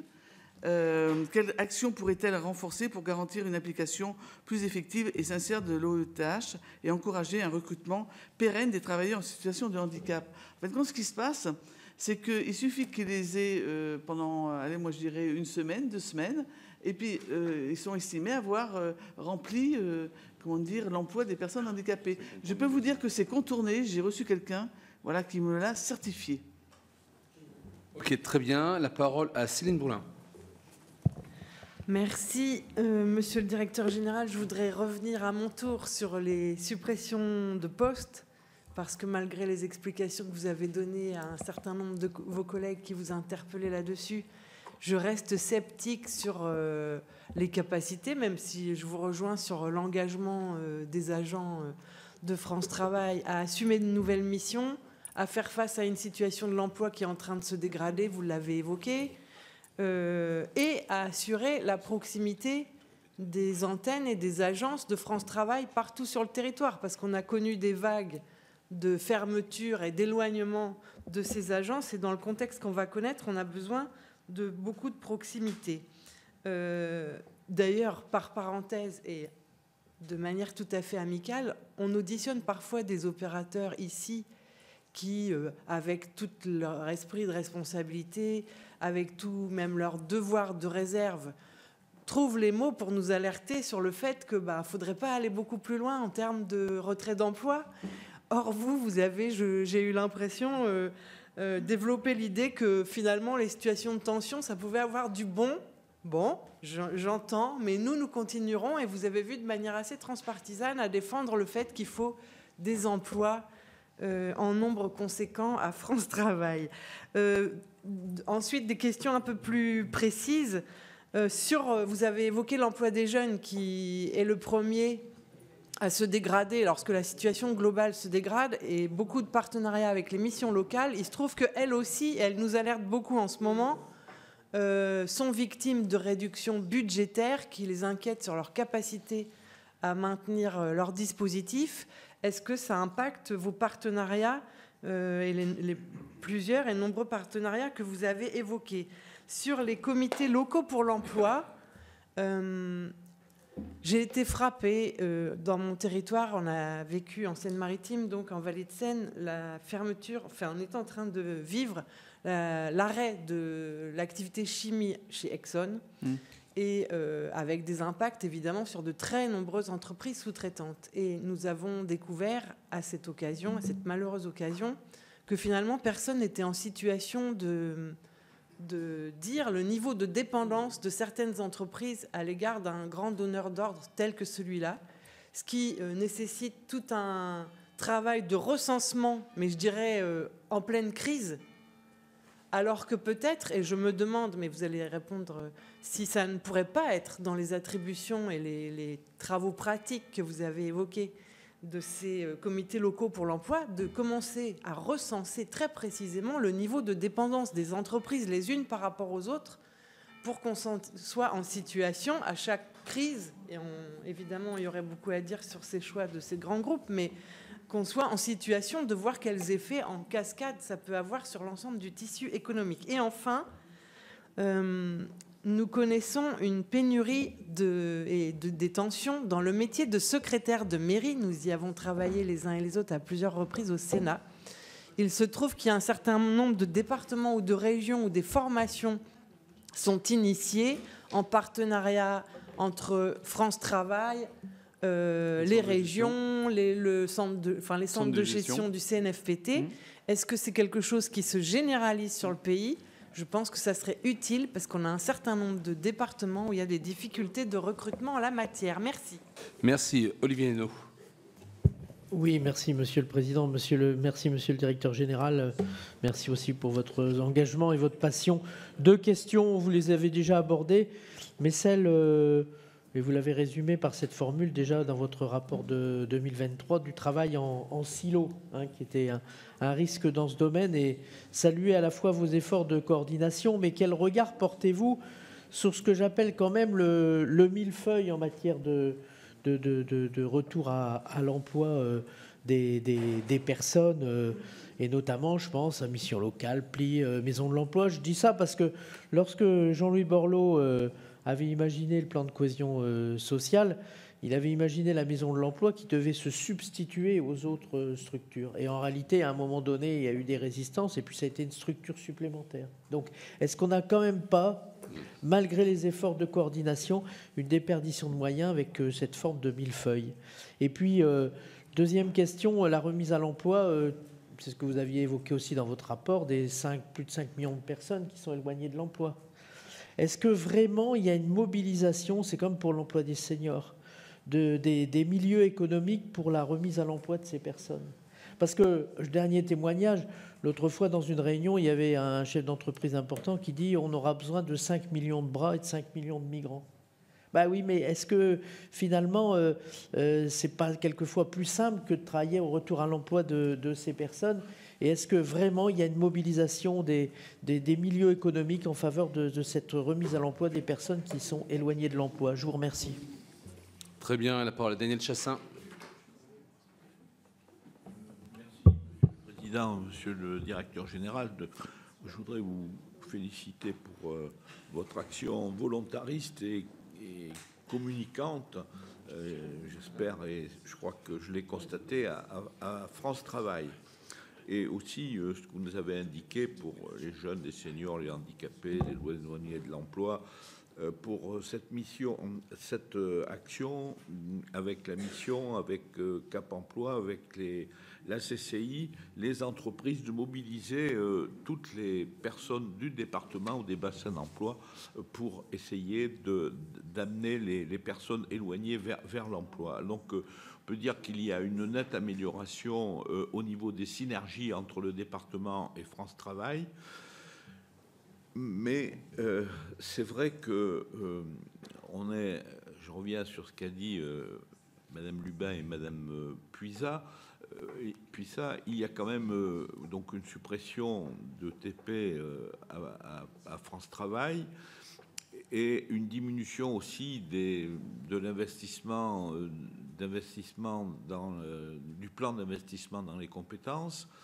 Donc tout ça, c'est quelque chose qui est vers l'emploi, vers les jeunes, vers les gens sans diplôme, vers les travailleurs handicapés. Bon. Donc, est-ce que vous aurez les moyens, puisque lorsqu'on va à Pôle emploi, les gens passionnés qui font le maximum, mais d'abord l'accompagnement qui est vraiment qui doit se faire, et ce que les personnes demandent, c'est moins d'accompagnement par référent. Et donc, s'il y a une diminution du nombre d'emplois à France Travail, est-ce que vous n'aurez pas des problèmes? Bon, vous avez déjà répondu, mais je repose la question. Et surtout, donc nous avions dit, ce qui était proposé à l'époque quand nous avons voté la loi, que les 15 heures n'étaient pas un travail, mais un accompagnement pour découvrir l'emploi, et quelquefois avec le département, même pour essayer de mettre les conditions pour que les personnes aillent vers l'emploi, trouver un logement, garde d'enfants, voilà, découverte de l'entreprise, Et donc, il y avait eu quand même quelques critiques. Donc là, actuellement, on voit que ce qui avait été dit, ça se met en place. Est-ce que vous aurez les moyens de le mettre en place? Et alors, deuxième question, c'est sur les seniors. Effectivement, il y a 40% en France, 70% en Allemagne. Donc, je pense... malgré effectivement qu'actuellement, avec les instabilités politiques qu'il y a eu quand même beaucoup et internationales, il y a eu une diminution des investissements qui se poursuit encore, hein, et donc une diminution des embauches. Est-ce que quelles préconisations vous faites, quelles actions, vos préconisations que vous pouvez faire pour qu'on arrive progressivement à augmenter le nombre d'emplois des seniors, ce qui serait très important, bien sûr, pour les cotisations sociales et les retraites. Merci. Merci bien. Anne-Sophie Romani. Merci, Monsieur le Président. Monsieur le Directeur, merci pour ce rapport assez riche. J'ai néanmoins quelques questions. Alors, la première, c'est plutôt un témoignage pour dire que nous avons eu l'occasion d'écouter le témoignage d'une salariée qui était en poste et qui avait été suivie par Cap Emploi lors d'une visite ministérielle de Madame Vautrin. Et pour témoigner auprès de mes collègues qu'il y a des beaux parcours, il y a des belles histoires et que ça marche. Même si effectivement il faut ne pas s'endormir sur nos lauriers, mais on a quand même un suivi et des parcours qui peuvent être riches.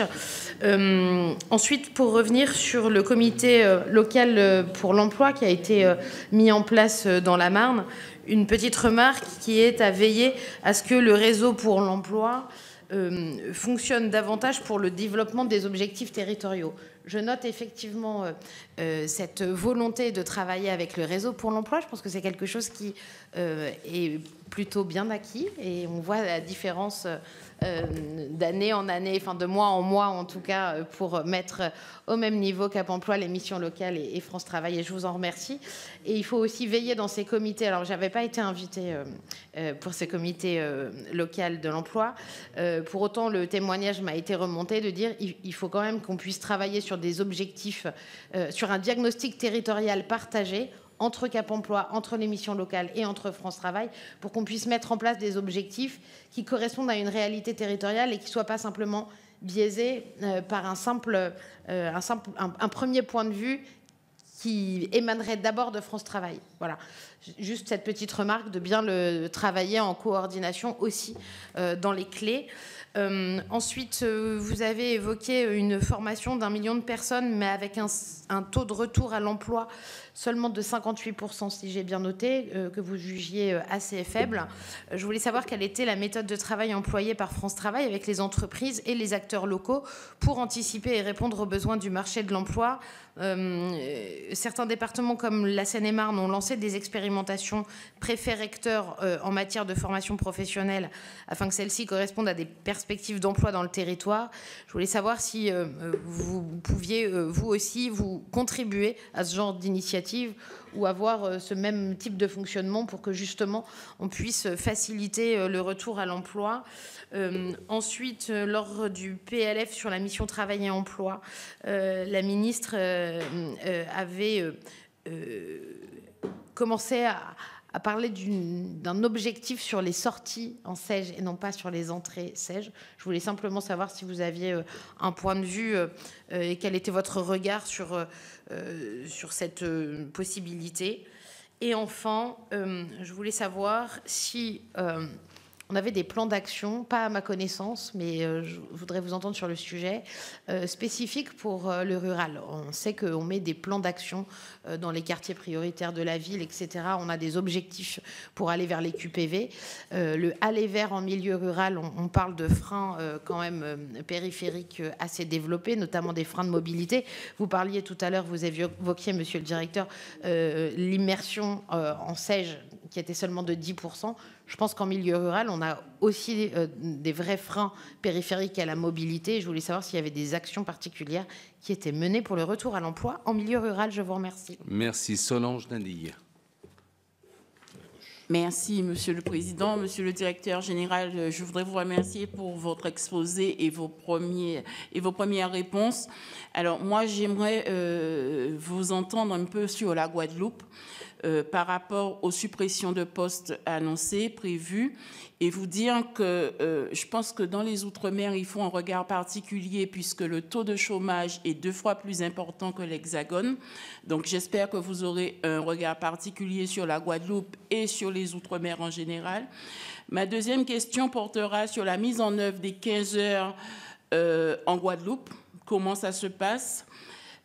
Une autre question, alors j'ai échangé avec le président de la Chambre de commerce des îles de Guadeloupe et qui me disait qu'il a besoin de bras, mais qu'il y a des difficultés à recruter par rapport à la mobilité et par rapport au logement. J'aimerais savoir est-ce qu'il y a une action particulière.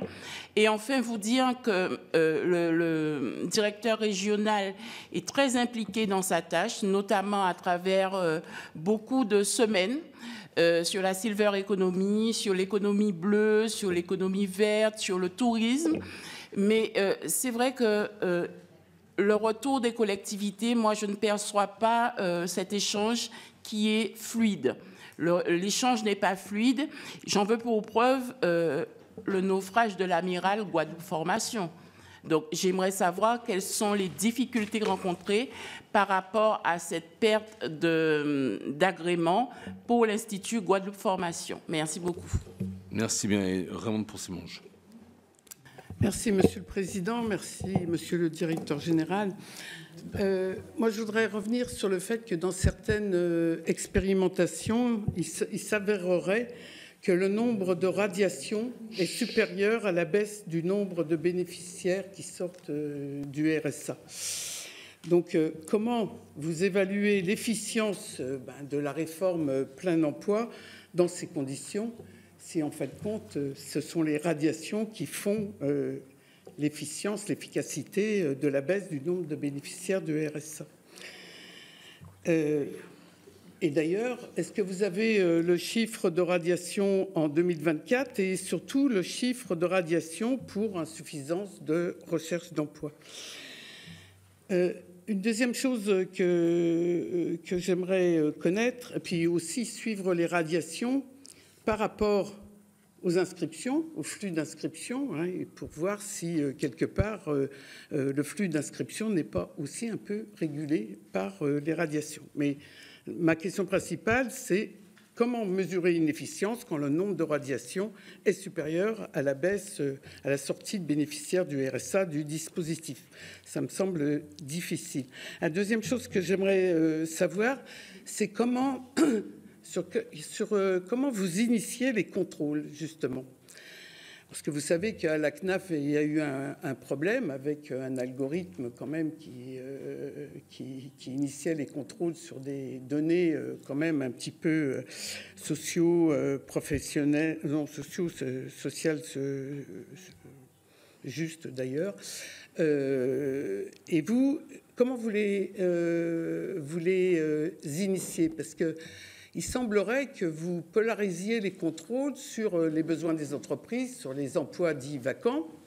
Alors pourquoi pas vous allez me dire, il y a des emplois vacants, donc nous, tous les contrôles, on les met là, c'est très important.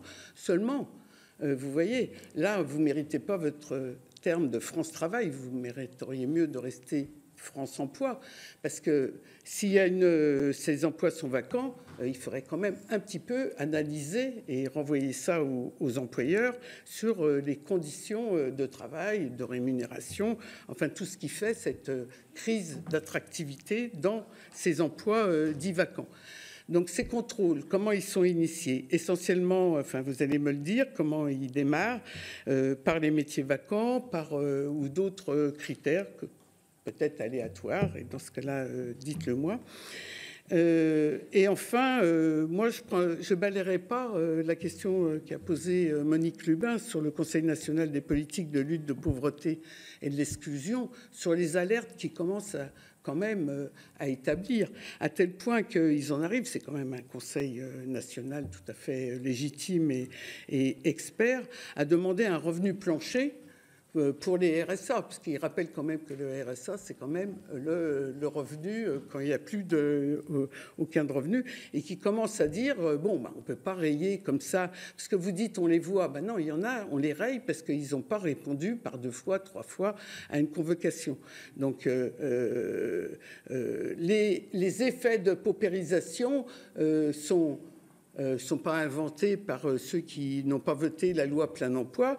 Ils sont quand même les alertes déjà avec très peu de recul du Conseil national qui lutte contre si c'est pour refaire de la pauvreté et de l'exclusion et en quelque sorte transférer ces bénéficiaires dans une autre politique de l'emploi, une autre politique publique, parce que la lutte contre la pauvreté et l'exclusion en est une,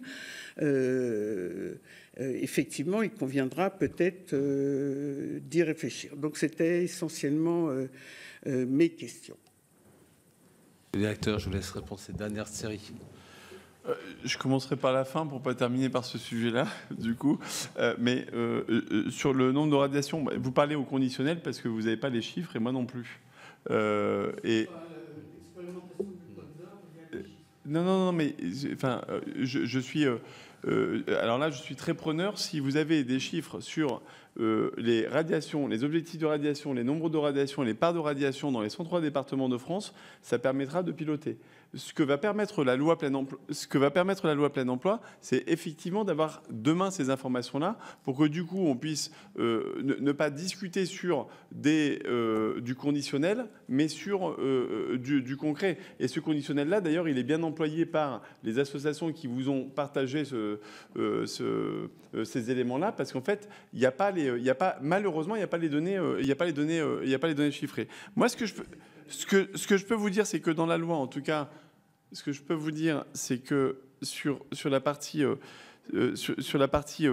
radiation, donc il n'y a pas les chiffres et c'est pas documenté. Donc moi, je veux bien que vous le documentiez. Ce que je sais en tout cas, c'est que la loi fait que de toute façon, pour pouvoir faire ça, faut passer par un tel parcours du combattant pour pouvoir radier ne serait-ce que 15 jours ou un mois, que le nombre est quand même relativement limité par rapport aux chiffres dont on est en train de parler.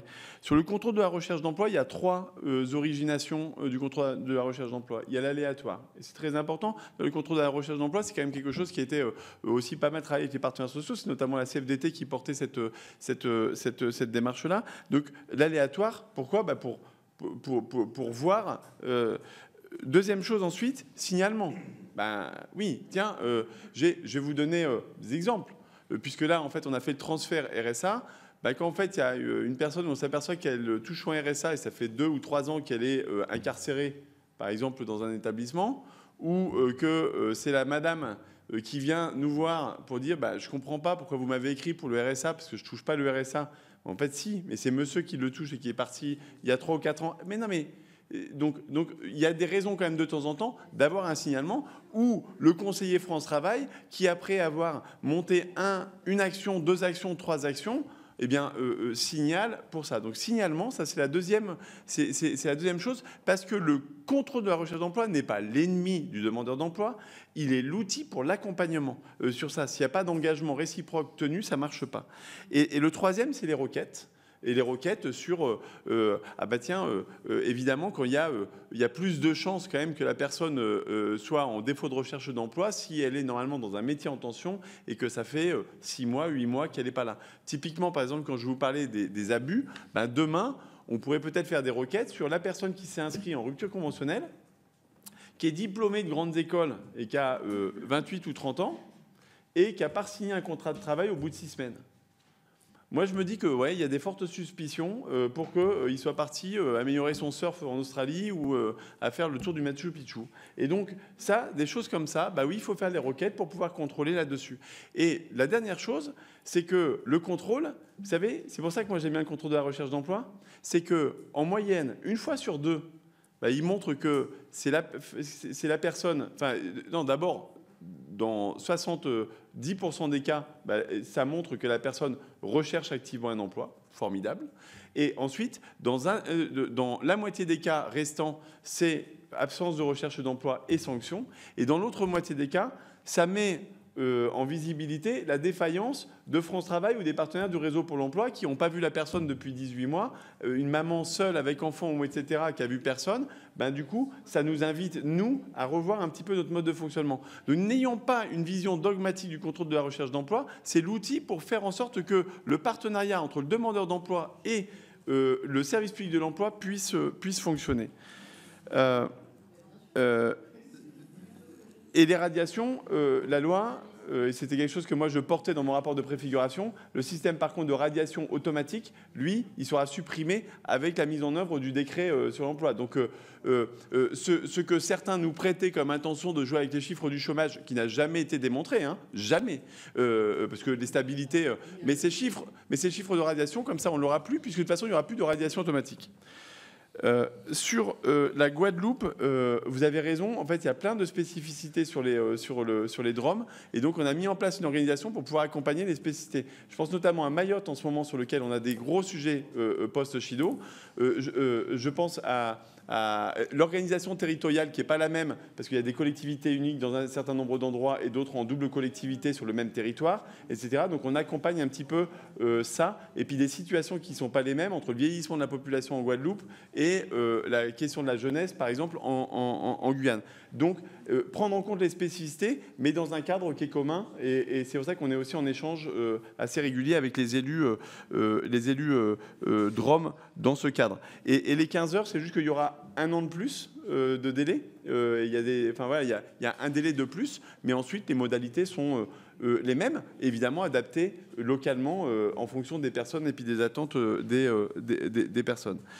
Sur les moyens humains, alors désolé si j'ai donné cette impression-là et je vous remercie de me l'avoir.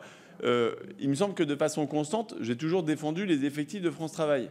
Mais pourquoi ? Parce que je pense que c'est le meilleur investissement qu'on puisse faire. À moi, je disais juste que je n'ai pas de problème et je trouve ça normal que les élus de la République que vous êtes viennent nous challenger sur est-ce qu'on optimise l'efficacité et qu'on met les personnes aux bons endroits. Moi, ma conviction, c'est que si on en mettait un petit peu plus à France Travail, il y aurait plus d'impact positif sur... Et il me semble que je l'ai dit dans de nombreux endroits et dans de nombreuses instances. Maintenant, c'est à vous, dans une vision budgétaire, de faire après derrière des choix. Je dis juste, je présente ce que ça rapporte, ce que ça coûte, et ensuite, c'est vous qui arbitrerez en espérant que les équipes de France Travail auront suscité toujours plus de confiance vis-à-vis de vous. Comité local basé sur le local... Enfin, les comités locaux, là, ce que vous dites là-dessus, on aura échoué sur la réforme de plein emploi si ça ne part pas de la réalité concrète du terrain. Alors quand même, une chose qui n'existait pas et qui est quand même nouvelle, hein, et que vous pouvez avoir, vous aurez bientôt accès à ça, y compris sur vos portables, parce que je crois que c'est sur vos téléphones portables que vous consultez un petit peu plus facilement, parce que vous êtes beaucoup en mobilité, vous aussi. On met à disposition de tous les élus, des services de l'État, etc., maintenant, bassin d'emploi par bassin d'emploi, l'ensemble des données propres à chaque territoire pour ensuite prendre des décisions liées à chaque territoire. Il y a le point dont vous parlez qui est assez intéressant, de en fait comment après on peut faire de la GPEC territoriale en fait là-dessus. Alors honnêtement, moi c'est pas France Travail qui aura la capacité, je vois pas le chemin pour qu'on ait une connaissance de l'analyse des liens filières ou etc. Mais il y a un lien probablement à faire avec les services de l'ADRETS et de l'industrie là-dessus. En revanche, ce que nous on peut faire, c'est l'identification et l'anticipation des risques RH et des besoins de recrutement ou des risques de décrutement liés en fait effectivement au départ d'un gros acteur. Et ça, on a maintenant les données. Maintenant, il faut qu'on apprenne à les travailler pour les mettre en visibilité et à anticiper les risques et être en proactivité vis-à-vis des petites entreprises, là où aujourd'hui on ne l'est pas. Et donc c'est un sujet sur lequel je prends le point et on a encore un peu de travail à faire. Et moi je veux bien aussi sur certains de vos territoires, si vous avez des problématiques particulières et que vous avez envie de tester des choses, de venir le faire directement sur votre territoire et comme ça on testera et on apprendra ensemble. Voilà, il faut que l'accès handicap, on en a parlé, mais du coup il y a le sujet quand même vraiment des employeurs et on met en place une autre mesure quand même en ce moment, fin mars, sourcing inclusif, c'est-à-dire que là maintenant, au fur et à mesure, on va pouvoir mettre en visibilité les employeurs qui sont handi-engagés pour les demandeurs d'emploi ETH et on va pouvoir mettre en visibilité des entreprises qui veulent recruter les demandeurs d'emploi avec leur consentement qui se sont mis en visibilité avec leur RQTH. Parce que c'est difficile pour une petite entreprise qui est à 4%, par exemple, de faire un recrutement alors qu'on n'avait pas l'outil pour pouvoir le faire. Voilà, effectif, on en a parlé. Budget, Milo, oui, des impacts là-dessus. Et c'est pour ça qu'il faut qu'on travaille vraiment main dans la main ensemble. Le budget que France Travail donne à Mission Locale, lui, n'a pas bougé. Il a 49,4 et même il augmente puisque dans le cadre du partenariat avec Avenir Pro, on va apporter un budget supplémentaire pour travailler main dans la main avec les missions locales sur Avenir Pro. Mais évidemment que ça a des effets de bord. Moi, quand on fragilise une mission locale, on fragilise le dispositif parce que derrière, c'est des jeunes qu'il va falloir prendre en charge et dont on n'a pas forcément toujours ni la compétence ni la capacité. Donc moi, plus les missions locales ont des capacités, mieux je me porte. Je te dis, à la limite, c'est le bon moment pour terminer par ça. Mais secrétaire de mairie, oui, effectivement. Et en fait, le sujet, c'est le changement d'échelle. On a discuté à l'Association des maires de France avec le CNFPT. Et en fait, là, c'est un problème partout, des élus locaux. Vous êtes tous aussi les uns les autres à nous le remonter. Et là, c'est plutôt, on a des endroits où ça fonctionne bien. Ça fonctionne de mieux en mieux. C'est plutôt les retours que j'ai. Mais on peut il faudrait qu'on assure une couverture complète du territoire. Il y a encore des endroits sur lesquels on n'est pas connecté avec les centres de gestion. Monsieur le directeur, merci. Avant de... Alors, attendez. Allez-y. C'était... oui. Des sorties SAIG et l'adéquation de la formation. Oui, oui, sortie SAIG, moi je suis totalement favorable et d'ailleurs elle a envoyé un courrier, enfin Madame Vautrin et Madame Panossian au préfet dans ce sens. Il faut juste être attentif à entrée et sortie. Parce qu'il y a des jeunes plus éloignés de l'emploi, il y aura des taux de sortie en emploi qui sont un petit peu plus faibles. Et typiquement, sur les missions locales, on le suit, mais ils accueillent des personnes un peu plus éloignées. C'est normal que le taux d'emploi soit plus faible qu'à France Travail. Donc, mais c'est juste de regarder la performance entre l'entrée et la sortie, mais qu'après, il y a une mesure de l'efficacité du système et qu'on puisse le comparer avec des publics comparables. Là, dans ces cas-là, je pense que c'est de bonne vertu. Il y a la ruralité. Mais moi, la ruralité, donc la question de la mobilité, d'ailleurs, tiens, Chalon-sur-Saône, comité local de Chalon-sur-Saône, eux, ils ont travaillé sur la mobilité là-dessus. Clairement, c'est un enjeu. Je pense que dans toute la ruralité, un des premiers problèmes d'emploi qui va venir, c'est la ruralité. Je pourrais vous parler aussi de ce qu'on fait dans les 7 vallées. Je pourrais vous parler aussi de ce qu'on fait dans le pays de Meaux. Ou alors, j'ai toujours du mal à retrouver trouver son nom. Bretagne Poer, voilà, c'est ça. Voilà, c'est Cœur Bretagne, mais c'est un nom encore plus compliqué. Voilà, bref. Voilà. Mais donc on avance aussi sur ces sujets-là. Mais là, moi, j'ai envie de dire, faisons pas du service public de l'emploi rural, mais profitons des comités locaux qui ont des problématiques rurales pour traiter des questions de ruralité. Très bien. Merci beaucoup, monsieur le directeur. Juste avant de partir, il reste 2 minutes. Je voulais juste vous